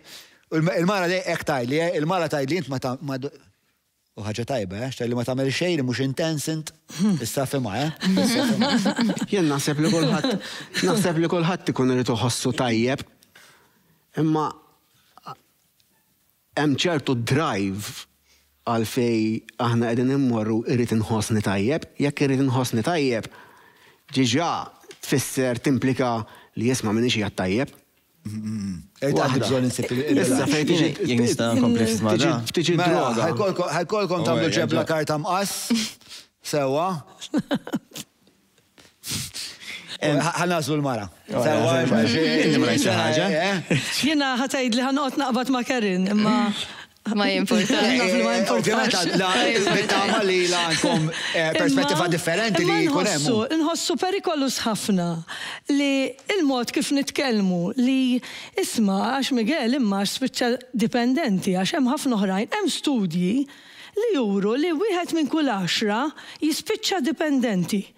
Tajjeb, għal dak il-wieħed jien li nista' nkun jien ukoll ma nieħdux dak ir-riskju. U fl-adolescenti wieħed minn kull 6. Allura hekk ara li ma responsabilità rrid nitkellem. Dak il-cost benefit analysis. Mela, jiena nħobb nimmaġina l-użu ta' sustanzi ttuqx bija bħal Russian dolls, tajjeb, daw il-pupi li jitħolġu xulxin, tajjeb. Il-pupa ta' barra l-iktar waħda kbira, tajjeb, huwa l-iktar ammont ta' nies. Dawn huma n-nies li esperimentaw biss. Li darba tajjeb, ħarġu party u dawn nofs primla. Tajjeb, ħarġu da u xorbu xarba. Dawn ma nis li esperimentaw, tajjeb jew kella jużaw darba fil.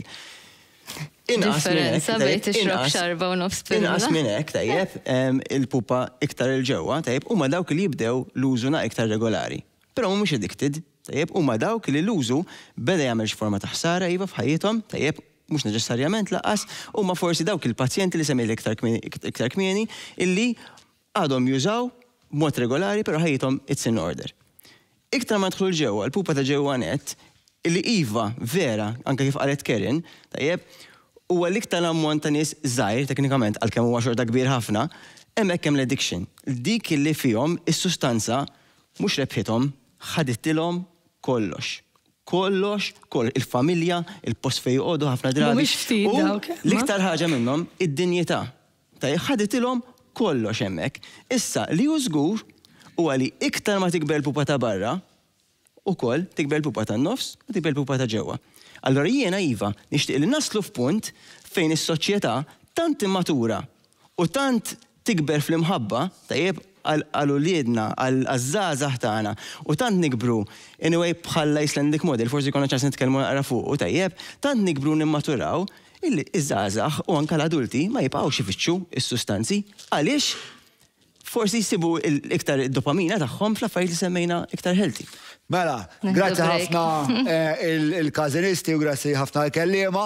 Ħanaqtaw għal-pawża ħafifa, niġu lura u għandna ħafna iktar x'niddibattu. Narakom dalwaqt.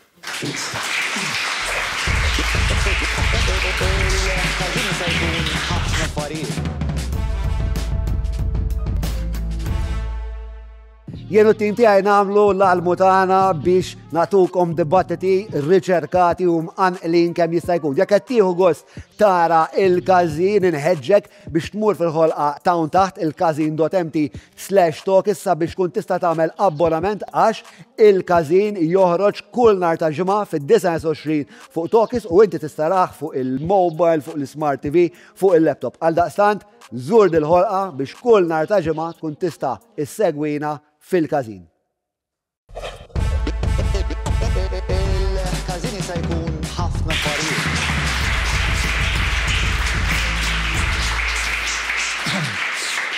Lura fil-kazin u d-dibattitu jessoħta, dal-waqt se jkollna dimensjonijiet oħrajn, insomma, ta' d-dibattitu x'nesploraw. Fil-fatt, nixtieq insaqsi lil-Marika dal-aħħar kien hawn ħafna din il-konverzazzjoni ta' x'għandu jkun il-limitu ta' ammont ta' droga li wieħed ikollu fil-possess tiegħu qabel ma nqisuh traffikant. U jidher li dak l-ammont żdied. Ekku, fil-fatt dika kienet parti minn riforma li kien hemm diskussjoni kbira fuqha. Aħna napprezzaw li ġejna konsultati, almenu għax fil-liġi tal-kannabis l-stakeholders kollha bl-esperjenza kollha li għandhom ma ġewx ikkonsidrati b'dak kollu li qalu u mhux l-stakeholders biss imma madwar 50 entità anke fejn tidħol is-saħħa pubblika li daw ġew injorati kompletament. Allura fejn daħlu din ir-riforma tal-ammonti ġejna konsultati. Caritas kienet kontenta bl-ammonti li kienem, fis-sens li inti meta qed iżżid l-ammonti u l-ammonti li bdew jiġu diskussi li kienu ħajżdiedu kien iva qiegħed jippromovi ħanuża il-kelma li qed tinstiga iktar it-traffikar inti għax l-ammonti li bdejna nitkellmu fuqhom kienu mhux ta' konsum għal persuna waħda biss, imma biex ovvjament inti jkollok fejn tmexxi wkoll fis-suq. U inti x'taħseb dwar għalis biex ta' għandhom jibqaw kif huma, l-user għandu jkollu. Tajjeb li inti tagħmel distinzjoni bejn traffikar li jieħu ġifri għandek mafjas u criminal organizations u traffikar li huwa għandek runner pereżempju nqabad b'100 gramma. Mela hemmhekk għandek differenza. Number one, kemm qed jagħmel ġid minna, flus minna. Iżda anka affarijiet oħra li huma legali, ġifri ħafna drabi meta qed nitkellmu fuq criminal organizations. Ma m'għandniex nippermettu, jew somma għax nitfalek l-infalek, għandna nippermettu li xi ħadd ikun qed idur b'100 gramma pereżempju. Iva, għaliex inti at the end of the day qed tippreveni milli din persuna tiġi esposta l riski legali, ġifieri jekk jiena llum ninżel isfel u nixtri 30 fliexkun birra u 30 fliexkun whisky noħodhom miegħi id-dar, ħadd ma ħajġi jgħidlex inti ħad tixrob is-suq, inti because there is an understanding you can still be responsible issa. Ma kif qed tikkwalifika, mela forsi mhux qed nifhem id-definizzjoni tiegħek ta' x'inhu traffikant. Mela, jekk inti tittara jekk għandek traffikar li inti bniedem battu b'miżin, mhuwiex biżejjed biex jurik li huwa traffikar. Battu pereżempju b'500 gramma pereżempju, b'9 kilo. Ma jfissirx li l-persuna għandha l-intenzjoni li titraffika dak in-9 kilo, issa jekk inti għandek għodd oħra li pulizija tista' tuża biex tara li l-persuna hix traffikant, pereżempju ftit ilu kellna il-każ tal-200 kilogramma li nsteraq mill-barracks. Jidher li l-persuni li kienu involuti kienu qed jgħixu ċertu ħajja tal-lussu. Issa, meta inti qed tibda tfittex fil-background ta' dawn il-persuni u ta' persuni oħrajn, ġifieri, inti kif jista' jkun qed tirreġistra jew inti ħaddim mal-gvern u fl-istess mod qed taffordja ċertu handbags u ċertu lifestyle. Ħanara li qed nifhem il-loġika tiegħek saħal nkun nista' nsaqsi mistoqsijiet li huma fair. Jekk jiena naqbdek b'kilo opera saħħa tal-argument. Kilo niddefinixxu ta' xi. Kilo kokaina, sewwa. U inti tal le. Daw għalija. U bat ngħidlek ħanax karozzant, u jkollok karozza normali, u tkun toqgħod flet normali, għax inti inserta li vera taf taħsel il-flus. F'dak il-punt ma tibqax traffikant. Hemmhekk għandek lodda tal-pulizija li jiskattaw, ġifieri meta inti għandek kilo fuq il-persuna tiegħek. Inti taħseb li għandna nitrattaw ta' traffikant? Inti għandek tanalizza kull każ għalih, għaliex pereżempju ftit ilu konna nqisu li 50 gramma huma ħafna, mentri fil-kannabis, issa ħanabis. Min ħajkollu kilo għal personal use? Mela, għalfejn inti kollha. Titlaqlek sakemm tiġbida kollha? Le, jekk inti tistorja in a safe environment, m'għandix għalfejn titlaqlek. Inti ġodjar diġà jkollna litri kbar ta' alkohol, jiġifieri ma jfissirx li għax għandek kabinet kollu alkohol inti ħadd ixorbu in one go. Jew inti għax il-persuna alkoholika tixorbu kollu ta' Għawek nagħmel distinzjoni, u nagħmel xina biss, tajjeb nagħmel distinzjoni bejn ammonti għal personal use illi huma ftit iktar minn dawk stipulati mill-liġi, tajjeb, għal ammonti esagerati, tajjeb, jgħet kemm fuq heroin, per eżempju. Heroin, jekk mhux sejjer żball, correct me if I'm wrong għax jiena liġi mhix espert fuqha, ma minn għalija 2 grams huma li se jkollok sewa fuqha. Le, ma jistax ikollok għax inti xorta jarresta il-pulizija. Ammont esaġerat. Aħna ma ngħid eżatt kif mela jekk tinqabad b'2 grams fuqek, jew binqas minn 2 grams fuqek, tajjeb, inti hemmhekk tingħata it's simple, minnis ma jmurux il-ħabs għalek, tinat simple fine, jisek, jabbarkajt fuq WLO line. Le, għax inti il-polizija xorta jindok għall-interrogazzjoni, ġifiri, emmek għandek diċa pasna il-kondotta, xej, tajjeb. Jek terġi tamel dik il-ħagġa, umbat, terġi tinqabat, tajjeb, umbat tidder uddim il-Commissioner for Justice, uddim Vicky Xikluna, illi u t-tim taħħa jamlu xol impressjonanti u xogħol vera uman. Tajjeb ġifieri il-lan prinċipali tagħhom u li jaraw il-persuni, n-nies li jkollhom kwalità ta' ħajja aħjar. Tajjeb issa, jekk persuna nqabdet b'5 grammi, tajjeb minflok bitnej, tajjeb dak tiġi traffikar, ngħidlek isma'. Probabbilment le, għaliex, għax ħafna dealers illum l-eroina bil-5 grammi bijaw. U hekk tiġi ħafna irħas milli kienu tixtri pakket. Ma 500 gramma? 500 gramma, hija ovvja. Illi jekk huwa for personal use, veri xejdi għax 500 gramma tit ammont esaġġerat ta' flus biex tixtrija. Tajjeb?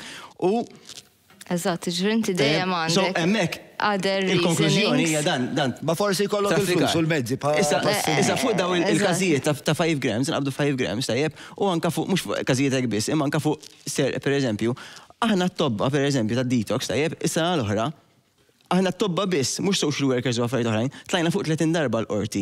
Tajjeb biex in-nies, tajjeb jinżlu affarijiet bħal drug court, daw l-affarijiet, tajjeb jiġifieri il-mbagħad once li qegħdin drug court, tajjeb il-Drug Offender Rehabilitation Board, tajjeb jitrattaw kull każ għalih, tajjeb, u again jitrattaw mod vera uman u ta' dan nirringrazzjom għaliex kien hemm ħafna pazjenti tiegħi illi u ta' oħrajn, illi vera qed igawdu minn di Treatment and Not Imprisonment Act. Tajjeb, u minħabba ix-xogħol li qed isir minn dan il-board, għalhekk nirringrazzja. Mela, Ser, inti ismek? Melkin Bondi. U inti tirrappreżenta? Il-Korp tal-Pulizija, Assistent Kommissarju, nuħsib l-iskwada tal-Organized Crime li fostom jaqa' id-drug unit taħtom. Fuq di li qed ngħidu bħalissa x'idrilek, twaqqaf il-ġaħat ikun qed isuq biċċa karozza raċanċ, siblu nofs kilo fuq, u jgħidlek le, personal use. Ara, aħna meta damla daw l-tip ta' inspections, naraw kollox mod holistiku, ma narawx biss l-ammont. Fis-sens, jekk qed tagħmel inspection, meta jkun user, min ikun user għand ħassiblu l-parafenilja. Jekk qed netkellmu da ħassiblu l-pipa, jekk qed juża l-ore ħassib li mar ħassib il-labar. Jekk inti qegħdin għall-bejħ ħassibhom pakketti lesti biex jiġu mbijajn. Serpenġ għaw minn anke jemmarkom, eżempju għandek ta' 9 gramma tal-gramma jkollhom dot jew xi ħaġa oħra. Ġifieri aħna għadu ċirkostanzi kollha, niċċekkjaw il-mobile phones. Ħafna drabi ħassib xi messaġġi. Tiċċekkjaw koll il-background tiegħu tal-persuna. Ikun hemm ħafna xogħol li jsir in the background, ma jfissirx aħna fuq ġissa għajn irdusma da għalih jew da għalih. Għalhekk issir l-investigazzjoni, x'inti tlesta l-investigazzjoni mbagħad nieħdu dak il-pass ngħidu isma' dan traffikant jew dan kien għal personal use. Bħalissa s-sitwazzjoni f'Malta ta' droga, xiri l-perċezzjoni hemm barra li għaw iktar droga, għaw iktar kokaina, għaw iktar nies li qed jagħmlu użu, jekk immur tieċu kulħadd qed jiġbed il-coke, immur restaurant in-nies jiġbdu coke. Fl-esperjenza tagħkom, għaw żieda fl-użu ta' drogi fil-pajjiż? Jien naħseb ma jistax toħodha il-perċezzjoni kif qed jgħidu n-nies. Tara nagħmel eżempju naf sar survey issa milux reċenti fil-European Union Drug Agency li kisin sar survey anonimu naħseb ta' riżultati naħseb huma ċari. U naħseb ir-realtà ngħixu Malta mhix Malta biss qed jaraw l-Ewropa kollha. Il-konsum ta' droga ifittxuh min irid ifittxu b'rispett kollu. Fis-sens jien eżempju ħadd kost nisma' għall-Fenila u jitkellem, però ma ngħidx li hija kulħadd qed ifittex jew kulħadd irid imur fuq dawn l-affarijiet. Il-social media jagħmel ħafna kif taqbad peer pressure li n-nies għax qed jaraw di timpenġu l-istampa li biex toħroġ ilhom bil-forsi tixbet il-coke. Għanajdu waħda minnhom. Jew għax issa qed legalizzajna il-kannabis ċertu limitu, kulħadd qed ipej bil-kannabis. Ma tistax toħad hekk. Imma intom qed taqbdu iktar? qed naqbdu iktar fis-sens, qed nafsu iktar aħna llum libna l-enfasi tagħna m'għadniex niġru wara l-pakketti fit-triq, qed nippruvaw nafsu iktar fuq l-organized crime. Qed nafsu iktar għax hu iktar diffiċli tiġru wara mhux ġifiq tajnih ta' hemm il-korp tal-Polizija jinveq għandna l-Community Policing, għandna l-Polizija tat-Tisret, dawk qed jagħmlu iktar enfasi fuq dak. Aħna bħala unit kemm jista' jkun nafsu iktar fuq il-kriminalità organizzata u nippruvaw naqbdu kif ngħidu il-kilo mhux il-gramma. Sewa. U għajt jinaxilkom jew? Iva, tara riżultati, dis-sena eżempju kellna riżultati kbar ħafna. Kissirna ħafna xrikiet organized crime, qed inkomplu ninvestu, qed inkomplu naħdmu fuq. Qed taqbdu, mela, erġgħet nifmek sew, qed taqbdu iktar pereżempju smoke. Imma s-suspetti għak għalli qed taqbdu iżjed smoke għax qed tagħmlu iktar enfasi biex taqbdu l-kwantitajiet il-kbar. Jista' jkun però li hawn iktar kwantitajiet kbar ukoll fl-idej? Ma tistax toħdek għax kantik eżempju Ġon, eżempju nafu. Tru da mhux ngħidu jien, ġifieri nagħmluh tru entitajiet kbar bħal Europol u Interpol. Dal-aħħar sentej kien hemm shift mill-fejn tidħol droga, speċjalment fil-Freeports, kien hemm shift mill-Freeports il-kbar ta' Antwerp fil-Belġium u tal-Olanda u hekk. Bidlu lemmu il-kriminalità organizzata u qasmu drogi iktar portijiet żgħar bħal ta' Malta, Ġoja ta' Oro u portijiet oħrajn. Ġifieri aħna permezz ta' l-intelligence sharing li għandna bejn il-Pulizija kollha mhux ta' Malta biss, ta' huwa effort globali tista' tgħid bejn il-Pulizija kollha tad-dinja. Qed nagħmlu iktar intelligence sharing, qed nagħmlu iktar seizures at Freeport. Qabel id-droga ma tiġi mqasma. Malta tista' tgħid dis-sena kellna rekord taqbit f'dal-ambitu, ġifieri. Kellna rekord taqbit għal droga illi kienet destinata għat-toroq tagħna? Mux kolla, le. ħafna minnhom ma jkunux għal Malta. Malta tuża transshipment, tiġi transit point, tiġi Malta, mbagħad minn Malta tiġi titqabba u tmur pajjiżi oħra. Fil-fatt ħafna minnhom il-containers tara l-manifest tagħhom ma jkunux għal Malta, min ikun għal Greċja, min ikun Lebanon, l-Italja stess. Sewa, ġifieri bħala transit qed tintuża. U bħala trend ta' dak li qed jiġri fit-toroq tagħna, bħala konsum, x'tista' tgħidilna dwaru? Ħanejdu, kien naraħ. Jien il-drugs fuq ngħidu bdejt id-drugs fit-2011. Ix-shift kien hemm sfortunatament is-soċjetà tal-lum m'għadix is-soċjetà dak iż-żmien. Kif qed jitkellmu tajjeb fil-penitenzjari. Għalfejn tgħid sfortunatament? Għax kif trabbejna aħna nitkellmu aħna. It-trobbija ta' żmien meta tkollna aħna żgħar, għat-trobbija tal-lum jien nara meta ninvestigaw il-persuni qudiemna. Meta kont nitkellmu magħhom. Tara li mhux hemm l-ambjent li konna aħna ta' familja ma' żminijiet tal-lum. Qabel konna ngħidu eżempju aħna konna nitkellmu kif sema xatt kien hemm ommok id-dar jaħdem il-missier biss eżempju, llum differenti. Llum naraw ħafna tfal jitrabbew weħidhom. Naraw ħafna żgħażagħ eżempju ta' 13-14 sena daw. Weħidhom ikunu ħin kollu. Bil-fors ħajkun hemm iktar kursi ta' bil-fors ikun hemm dak il-ħin liber, bil-fors jagħmlu ċertu nies li ħajkunu hemm barra ħajġu esposti iktar għal dawn l-affarijiet. Allura tajt li qed tara iżjed tfal jagħmlu użu u forsi anke affarijiet iktar gravi mill-użu fil-kontest tad-droga. Jista' jkun iva, mhux qed neskluduha. Aħna qed naraw. Ma inti x'qed tara? Qed tara aktar tfal?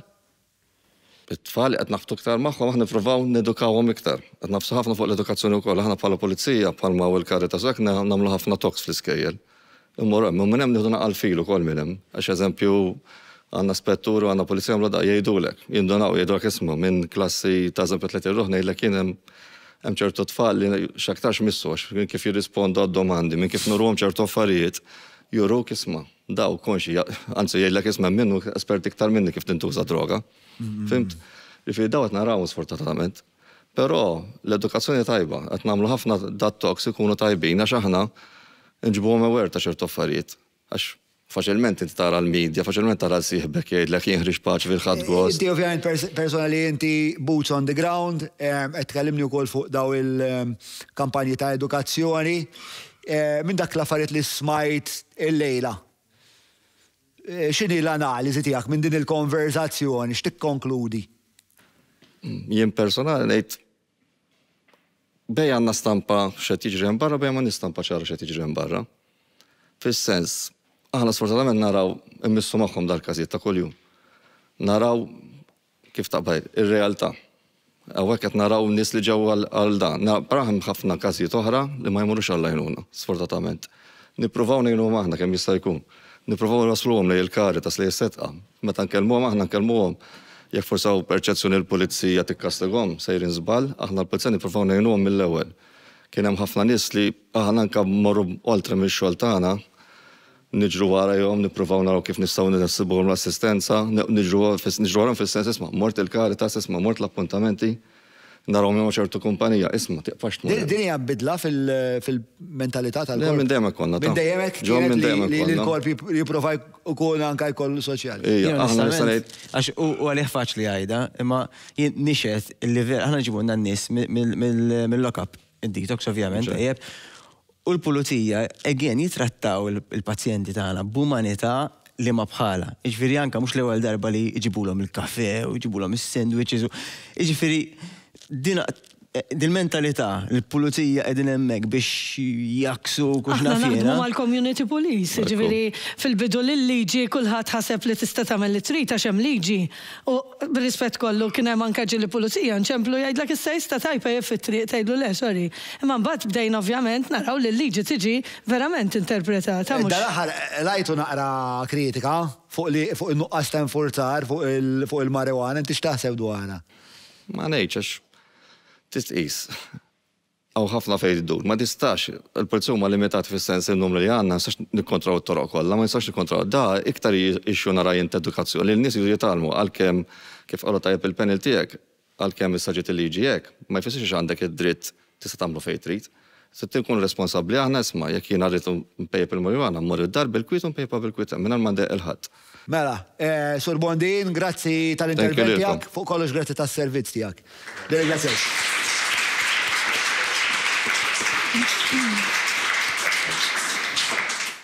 Għadni kif għamilna xie erbazijat imparlaw jenna kien-raġel fuq il-podcast għal-min maraħx. Nirakomanda ħafna putu għawet minn dawk in-nies illi tkun qiegħed fil-preżenza tiegħu u tħossok rilassat li vera tista' tkun intimidenti.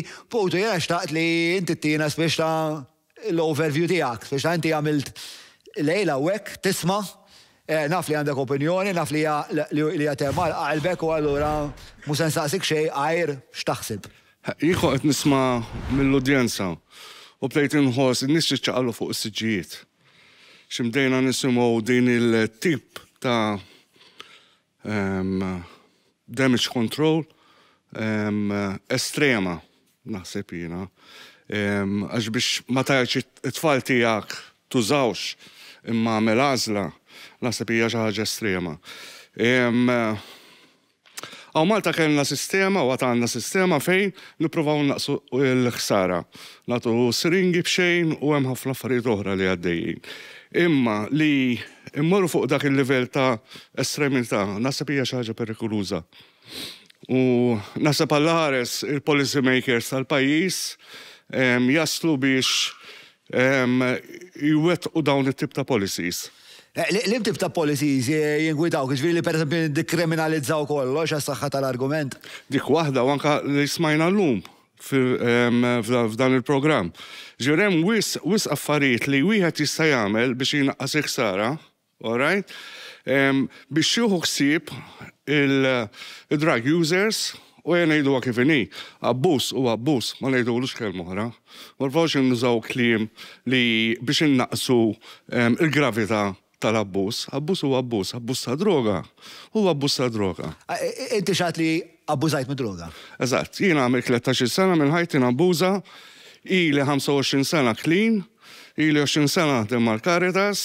Għalfejn u abbuż? Għalfejn inti daqseg determinat li l-kelma li għandna nużaw hija abbuż? Għax persuna qed tabbuża minn sustanza, mhux qed tuża. Qed tabbuża minnha. X'inhi d-differenza? Id-differenza hija li inti meta tibda tuża s-sustanzi m'għandek l-ebda garanzija li din mhux se tiġi full-blown addiction. Tajjeb, għaw ħafna nies li kienu xortihom tajba wkoll li ma ġiex f'addiction. Tajjeb, u they grow out of it u komplew bil-ħajja tagħhom. Però għal-ġieħ ta' dawk in-nies kollha u għal-memorja kollha ta' dawk in-nies li tlifna minħabba l-abbuż. Għal dawk il-mijiet ta' nisa u irġiel u issa anke tfal li qegħdin fi recovery. Ejja ngħidu l-affarijiet kif huma. All right? Għax hekk in-nies qed jabbużaw mid-droga u qegħdin jaslu fl-ar sitwazzjoni f'ħajjithom, żewġ nużaw kliem ieħor. Dawn in-nies għandhom bżonn ħafna għajnuna, irridu nagħmlu minn kollox biex ngħinu ħafna aktar nies, u rridu nagħmlu minn kollox biex in-nies ma jibdewx jużaw. Ġifieri għalik l-idea li il-messaġġ ikun ma jkunx le ma treġix għalik. Le, say no to drugs għalija jew battalja kontra droga mhijiex way ta' kif inti twaqqaf in-nies milli tuża. Inti trid teduka n-nies, speċjalment iż-żgħażagħ, il-ġenituri għandhom responsabilità kbira għax flok tgħidulhom għamel inti għażel ikkalkula r-riski tajjeb, għamel xogħolok sewwa bħala parent, all right, tihom ħafna mħabba, qis li jkollhom karattru b'saħħithom, tajjeb, qis li tkun hemm għalihom, urihom id-dinja, x'toffri d-dinja, tihom l-opportunitajiet, all right? Għax imbagħad id-droga ma jkollhom bżonna. Mela, Poutu, intu ukoll, grazzi ta' servizz tiegħek, grazzi tal-qalb kbira tiegħek, l-istorja tiegħek hija waħda ta' ispirazzjoni.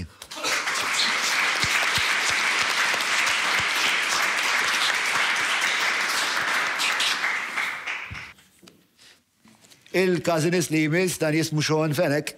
Jienu.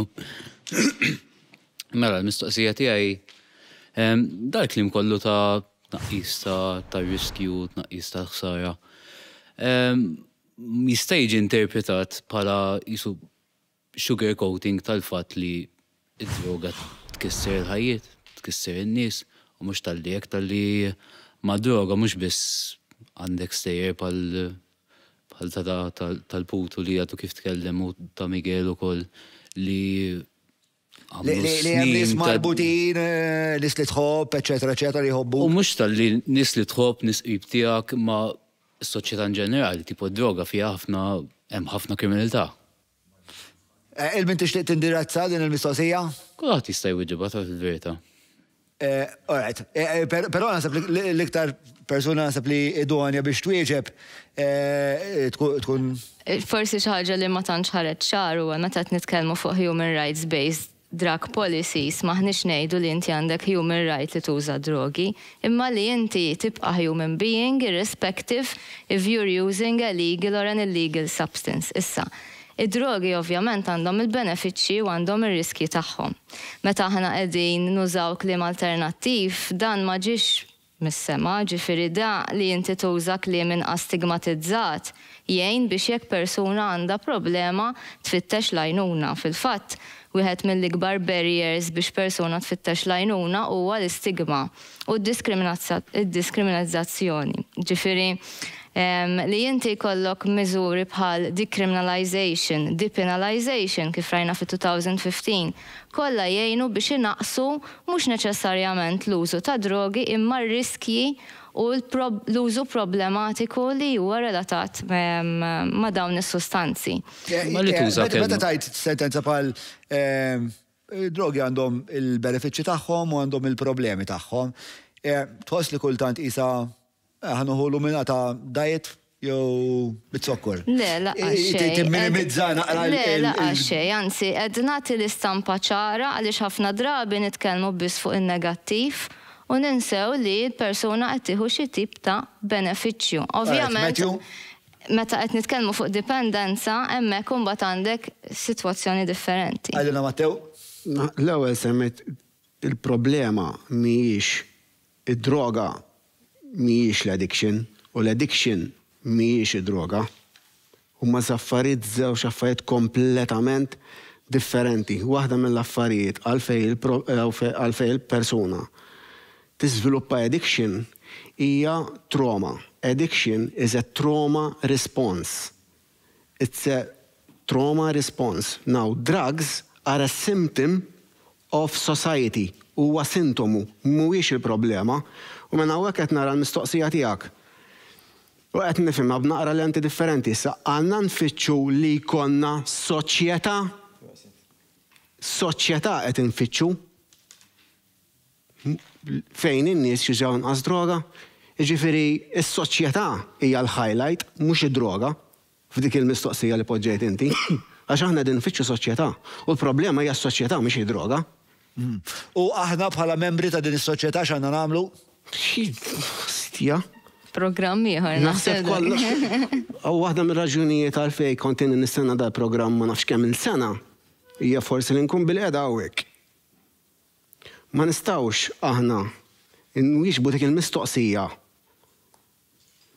nirriflettu għal ħadd ieħor jekk aħna ma mmorrux id-dar u nagħmlu l-homework tagħna kif suppost qabel ma nibdew nitkellmu fuq kemm għandi jkollu pakketti fil-but, kemm jista' jtini siringi mill-poliklinik, x'jista' jagħmel it-tabib. X'inhu dak ix-xogħol? X'inhu dak ix-xogħol? Xogħol fuqna nfusna b'onesta kbira. Jien dak salva li ħajti. Nara nies xahar ilu approach jgħid żewġ entitajiet hawn Malta ta' rehabilitation centers. Għedtulhom għalfej għadkom ma missejtux ma xi ħaġa daqshekk kruċjali li llum ix-xjenza tturi biċ-ċar fejn daw jekk għamlu xogħol jekk għamlu sena ġo rehab center għalfej ma t-tieni ġimgħa ma miltulhomx detox kif suppost.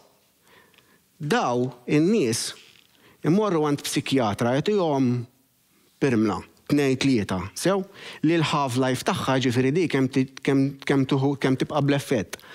Għandha ġimagħtej jew iktar u tibqa' fil-ġisem xhur. U jgħidlek l-esma di mhix qed taħdem neħħiha u ħanbiddillek ħudi. Mela meanwhile hemm di transition fej l-effett tal-pirmla l-oħra għadha għaddejja u ħantik pirmla oħra. Kif jista' jkun taħdem ix-xogħol li naħseb kont qed timmira lejh imur oltre minn hekk. Fis-sens dan l-iskambju beda meta saqsejlek isma' is-soċjetà li għandna bżonn naslu għaliha, aħna parti minna s-soċjetà, aħna kollha din is-soċjetà responsabbli għal din il-biċċa tax-xogħol. Aħna x'għandna nagħmlu bħala individwi, jiena fil-poter tiegħi. Kieku tgħidli isma' Ġan, tax missek tagħmel inti biex is-soċjetà tkun aħjar? Meta ġa saqsit lill-mistoqsija, ma nasibx li mis-soċjetà eżistenti ta' bħalissa nistgħu nittekiljaw dik il-mistoqsija. Il-mentalità tas-soċjetà tittinbidel kompletament biex inkunu nistgħu nikkejterjaw dik il-mistoqsija. Ir-rehab centers u daw l-affarijiet għadhom mhumiex qed imissu mal-affarijiet bażiċi. Pereżempju, jiena kelli konversazzjoni twila mal-Putu u kont pjuttost impressjonat għax għatlu l-għura xtodu tagħmlu jiena fil-xismu. U għalli pereżempju waħda minnhom kienet li jpoġġu bil-qiegħda. U jgħodu jistaqsu lilhom infushom, l-infushom jistaqsil ta' faċċata tiegħek, int min int, li hija identika, hija miżura identika għal dak li kont qed tgħid int. Mhuwiex illum il-ġurnata għandu ngħid f'daw l-aħħar żnien kemm inni qed nistudja f'daw l-aħħar xahar li mhuwiex biżżejjed. Kelli pazjenti tiegħi nies li daw kienu full on stress, ma jorqdux bil-lejl u ansjetà u biża'. Qedtulhom isma' aqbad hawn dil-herbs, ħarba naturali ġifieri mhix te. Mux psikodelika jew hekk, naturali. U għabad detox. Ħudi, affarijiet naturali li ssibhom mill-farmasi daw. U għamel detox. Ma taħseb li dawk l-affarijiet li jibbastaw jew ma terapija. Illum qed nindunaw bil-gut brain connection. Daw in-nies ġol gut għadhom jekk ma tagħmilx detox, għadek iġġor. Dak l-imbarazz kollu li ħadd fi snin qabel. Dak l-imbarazz kollu li ħadd għadu hemmhekk ħaj jikrejalek cravings biex inti terġa' tmur tieħu. Inti hawnhekk qatt ma tista' tirrejabilitah kif suppost jekk ma tnaddafx hawnhekk. Mela, Ġan? Ħankompli daqsxejn nirrispondi l-mistoqsija li għadha kif saret u nibda daqsxejn fuq għall-Putu wkoll. Il-harm reduction tajjeb u dil-retorika li naqsu r-riskju tajjeb tal-użu mhuwiex promozzjoni għall-użu, tajjeb, aħna bħala setqa għandna dmir illi nagħtu informazzjoni tajjeb fuq, pereżempju, kif wieħed jista' juża l-eroina b'mod alternattiv biex ma jfaqqax fil-vina, pereżempju, eżempju sempliċi, tajjeb, jew nkella biex meta jfaqqa b'mod sejf, tajjeb, ma jfsirx li qed nippromovu l-użu, tajjeb, imma dak huwa parti essenzjali ħafna mix-xogħol tagħna, tajjeb. L-ideal iva, xorta jibqa' illi wieħed ma jużax, tajjeb biex ma nagħtux stampa differenti. Issa, il-mistoqsija tal-lum, tajjeb, u din li s-soċjetà x'tista' tagħmel, tajjeb. Jiena qisu nara, tajjeb, ma toqgħod tagħti ħafna metafori, tajjeb, imma jekk għandek siġra, tajjeb, illi qed tagħti l-frott, u l-frott mhux tajjeb, tajjeb, għandek żewġ options. Jew il-frott toqgħod iżdillu t-sokkor, jew tlaqqama, tajjeb, u 10 snin oħra jkollok frott aħjar. Tajjeb, issa dan li sar f'Iceland. L-ewwel semmejt l-Icelandic Model, tajjeb, illi jiġi kritikat l-Icelandic Model għal kemm huwa diffiċli titransferjah. Għaliex huwa modell li bil-Malti fih ħafna cookies, tajjeb. Li jiffokaw fuq dal-Icelandic Model huma affarijiet li kważi kontra it-trend ta' pajjiżna. Mela, illi it-tfal għattaw iktar ħin id-dar. Tajjeb, u għandhom curfew teknikament, tajjeb mhux tiżbal fid-disa ta' flaxija l-curfew ta' tfal taħt 13 sena. Però barra minn hekk hemm family friendly measures biex il-ġenituri ikunu d-dar ma' tfal tagħhom, tajjeb, fil-waqt ħin l-ikel u kemm jista' jkun mill-ġurnata. Tajjeb, barra affarijiet oħrajn extracurricular activities li jħossuhom parti minn xi ħaġa. U dik kif ma' drogi? Għaliex it's all about rearing wara kollox, ġifieri kif jitilgħu tfal u kif jitilgħu l-adolescenti tagħna, tajjeb, it shapes society.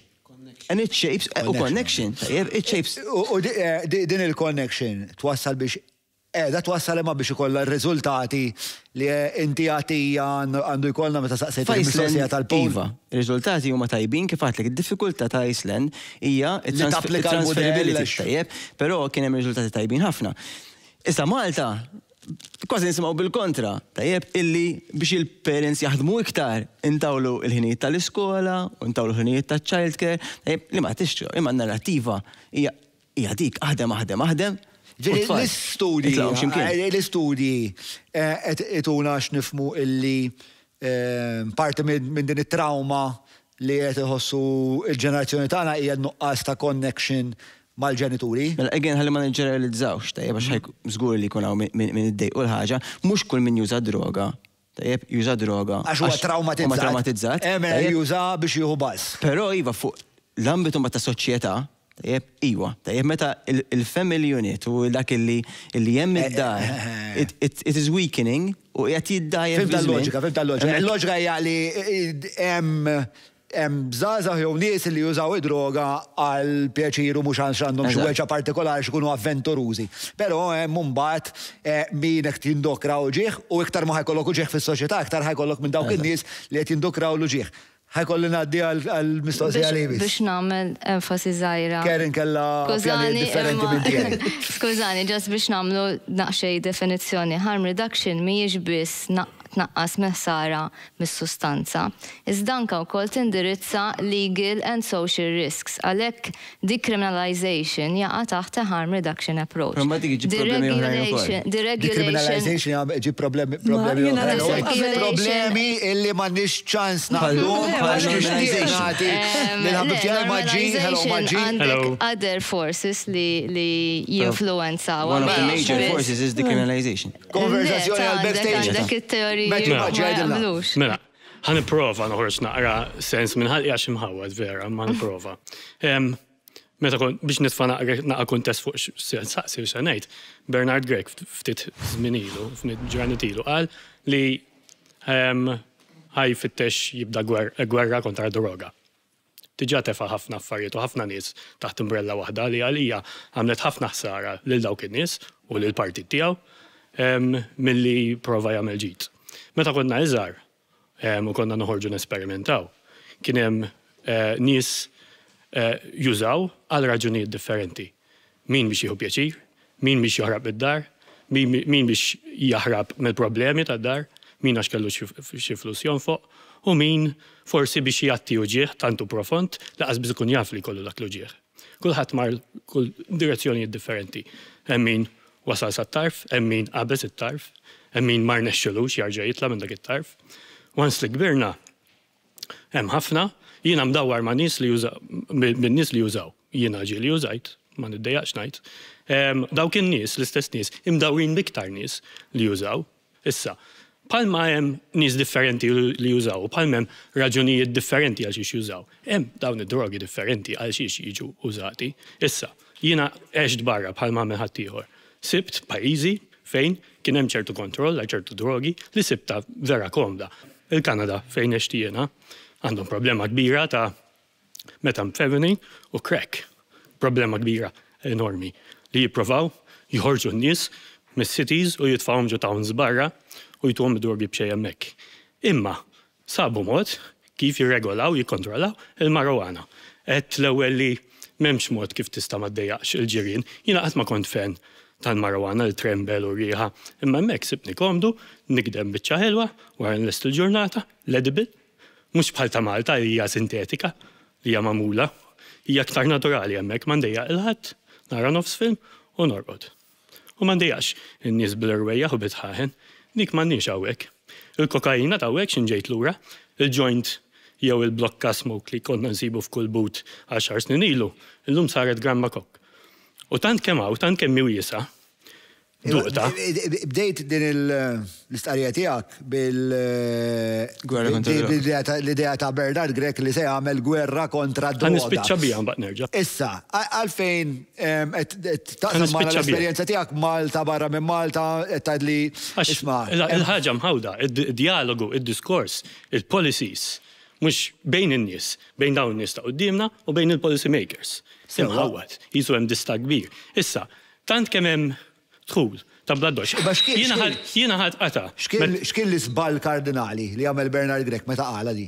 Li iddemonizza porzjoni kbira tan-nies li jixtiequ ipejpu d-dar mingħajr ma jimponu sara fuq ħadd ieħor bħalma forsi tiġi sfurzata naqxej iktar sara meta jkun hemm użu ta' kok u ta' alkohol, inti naħseb jien m'għandekx titfa' kollox taħt umbrella waħda. Għalfej taħseb li għamela Bernard? Jien naħseb għandu t-pespis fridneħ, minn għanċi buzbuz nannu, sema minnu, qabel ma tkellem ma daw in-nies. U taħseb ilma li Bernard per eżempju ma jagħmilx distinzjoni bej xaħat li tejjeb joint u xaħat li jikkommerċjalizza l-MDMA? Ma jagħmilx dik id-distinzjoni? Ma jagħmilx, naħseb għamel żball, inserta bniedem u politikanz, nirrispetta, imma naħseb dak kien żball. Issa aħna ħnibqgħu sejrin hekk. Kif għandu jkun hemm awareness campaigns meta policy maker joħroġlok bi statement bħal dak jiddominizza porzjoni kbira, probabbli ħafna minnhom voters huma dawk in-nies, jgħid jiena għalfejn jiena li rrid nikdem biċċa ħelwa fuq sofan u norqod ħajjiġi u jagħmel gwerra kontrija meta hemm dawk drogi sintetiċi, perkolużi, oljin u li iva jagħmlu ħsara vera fil-komunità. Mela, Maġ, ħakolli nagħlaq il-każin lejla. Grazzi tal-li għaddejt saħdejja. L-aħħar sentenza dik il-kortezija. Il-messaġġ tiegħek lil Bernard Grek. X'inhi risposta tagħkom għal statement bħal dak, da supposta tiġi fuqkom u jgħid isma' kif għandi nifforma l-statement tiegħi qabel jiena mmur infattar fernezija bħal dik. Fimt? Ma nies bħalkom iridu jitkellmu l-ewwel x'in-nies ħadu qata x'insemgħuha. Ħatmu kontra il-kontroll u regolamenti u l-abbuż u traffikar. Kien amatorjaliżmu politiku milli da. Ma ħsibx li essenzjalment kienet iqis x'qed jgħid u nasb ir-ramifikazzjonijiet u l-idiosinkrazijiet kollha u dawn l-sfumatur kollha li sibt inti. Naħseb l-ewwel darba li probabbli sema' lilek u qed jgħid jista' jkun hekk ta' naħseb. John, jekk nista'. Però politikanti bħal dawn huma waħda mill-ikbar problema l għandna s-soċjetà għala. Għax hekk bħalma għedna l-ewwel aħna bniedmin responsabbli u l-influencers responsabbli tal-emin tagħhom. Da politikanti responsabbli ħajkollok tgħini bija. Għandna problema ħajkollok tgħini bija. Ma problema hija li sortanament skorri lil-ħin u ħajkolli nagħlaq. Imma nixtieqek taqbad biex tal-konklużjoni tiegħek. U naħseb faċli temmiżha ma dali kont se tgħid biex tara, u nistiedek kun l-ewwel wieħed biex tagħtina l-konklużjoni tal-lejla. Grazzi Maġġi.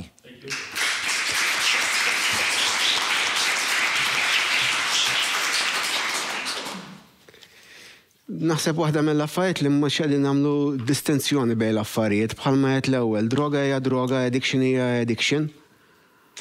Kriminalità hija kriminalità. Dawn huma tliet affarijiet kompletament differenti.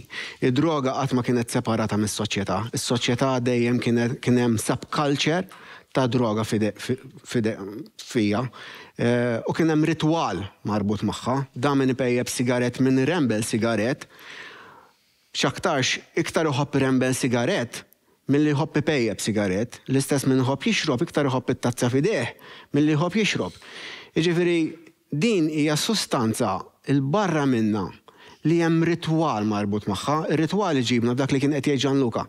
Connection.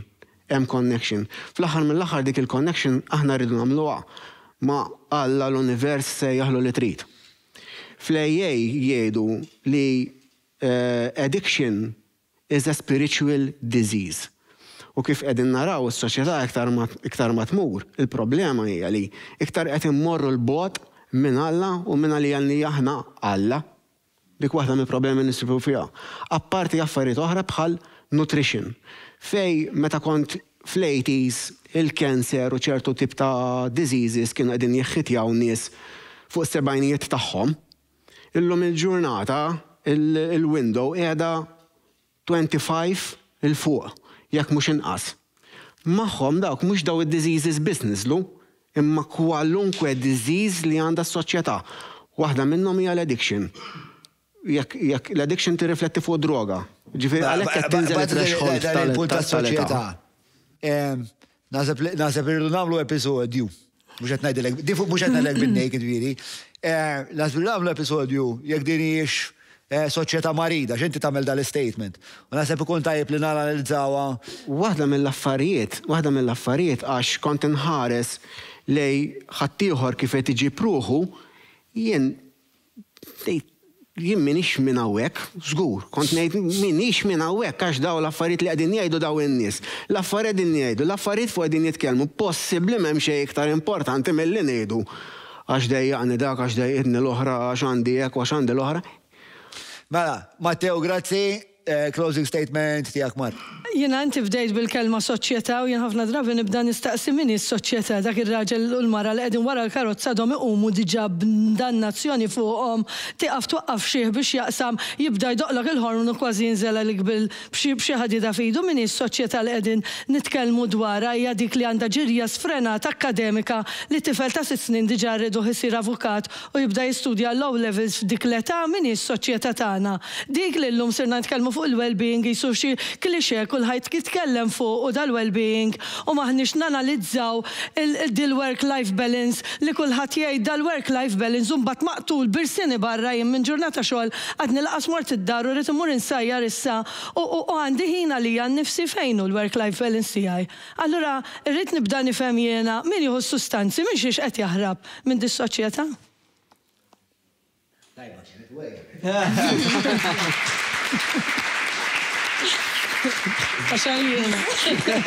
Fucking which contest, Ġan. Jena, onestament il-highlight tal-lum kienu iż-żewġ esperjenzi li smajna minnant Miguel Nasib u Putu u fostom rajt nisoħrajn li hawnhekk naf li għaddew mill-istess situazzjonijiet fej smajna kif id-droga tista' vera twaslek fix-xifer. Dejjem jiġri hekk le.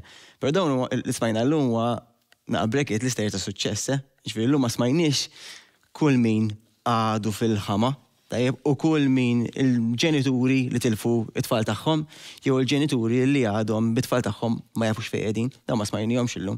Ġifieri meta nitkellmu fuq id-droga, ejjew ma nifokawx biss fuq id-drittijiet tagħna, imma nifokaw ukoll fuq l-esperjenzi ta' persuni li minħabba dak il ħasbu li tajjeb għalihom spiċċaw vera f'sitwazzjoni kera, tajjeb. U jekk nista' nżid punti oħra ma qalet Marika wkoll. Let's learn to relax kif taqbad tajt. Ġifieri llum naħseb li kull anka jien nitkellem ma' sħabi tajjeb li teknikament kollha ġej minn ambjent reliġjuż għax nafina ma' kulħadd xi miss nixxi l-flet biex imbagħad nikrieħ u biex imbagħad dawn. Is kulħadd ret race min ħajġemma l-iktar. Isna ħajdu xi ħaġa magħna men, isna fl-aħħar fl-istodda tal-mewt ħanaraw x'ġemmajna. Li hija xi ħaġa, it's so sad. Meta ngħid għalija, jekk tgħidli x'inhu my happy place, it's at home. It's at home. Ġifieri ma' wliedi u li nixtieq illi intihom kwantità ta' ħin biżżejjed mhux kwalità biss ta' ħin, imma kwantità ta' ħin biex miegħu awtomatikament jiġi l-kwalità. Jiena ommi u missieri dak li investew fija, ħin u fħuti is-sitta l-oħra tajjeb u qatt mexna fil-lussu kif taqbad tajt. Imma jiena l-iktar tal-limt minn ommi, ejja nerġgħu nifhmu x'inhu l-kunċett ta' role modeling. L-iktar tal-limt minn ommi u missieri mhux meta poġġejt magħhom quality time 30 minutes, imma meta pereżempju ommi qatat idea b'xi sikkina tajjeb u kif iddiljat magħha. Meta missieri ġib xi problema tax-xogħol id-dar u kif iddilja magħha. U tkellimtuha bejnietkom. Mhux hekk, jiġifieri ejja nieħdu naqgħa pass lura, mhux kollox illi kien 20 sena ilu u ħażin. Tajjeb, jiġifieri. Grazzi Ġan.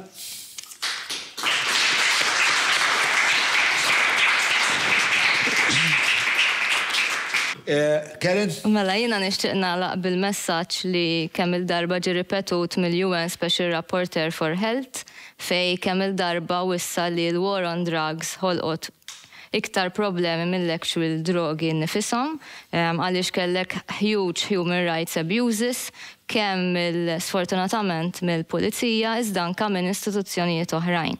U l-UN Special Rapporteur for Health titlob li nimxu għal less criminalized approach, għalhekk għandek id-dekriminalizzazzjoni, iżda anke tippromovi il-possibilità ta' safe regulation. U għalhekk għandna ċertu pajjiżi, issa naħseb għandek il-fuq me 15 il-pajjiż li għandhom xi forma ta' regolamentazzjoni fejn tidħol l-użu rekreazzjonali tal-kannabis. Għandek minnhom li huma kommerċjalizzati, għandek minnhom li mhumiex, dika programm ieħor imbagħad, imma l-għan prinċipali huwa do no harm. Ġifieri dik importanti immens. U meta nitkellmu fuq harm mhux ġast mis-sustanza, imma harm li jista' jiġi mill-liġi u li jista' jiġi minn social discrimination, pereżempju inti ma tistax tapplika l-ċertu xogħlijiet għax għandek il-kondotta mċabsa. Jew għax għandek il-fedina penali tiegħek għada qed turi li inti ġejt arrestat. Ġifieri dawk huma l-main messages ta' harm reduction approach. Mela, grazzi ħafna Promise. Jekk inti bħalissa għaddej minn xi problema serja ta' addiction, tajjeb, is-setqa Caritas u l-Oazi kollha kemm huma għandhom walk-in service ħadd inqeda malajr ħafna, ninkoraġġik tfittex l-għajnuna għaliex b'xi mod ħassib il-min jgħinek u minn ħobbok. Mela, issa somna jekk qed tuża drogi imma ma tħoss li għandek problema u tixtieq iktar informazzjoni, jien għandi educational page li jisimha Harm Reduction Malta, mela ħanagħmlu daqsxejn riklam ukoll.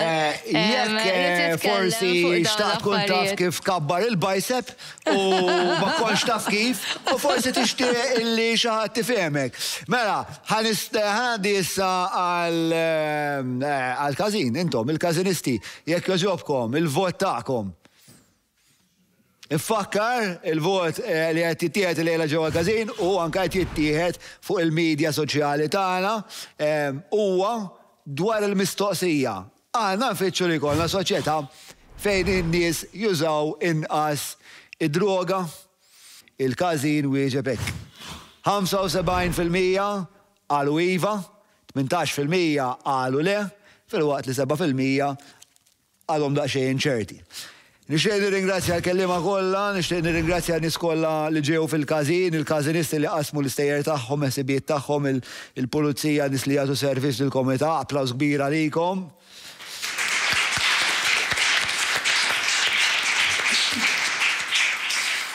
Applaws kbir lit-tim tiegħi li jagħmlu biċċa xogħol tremenda.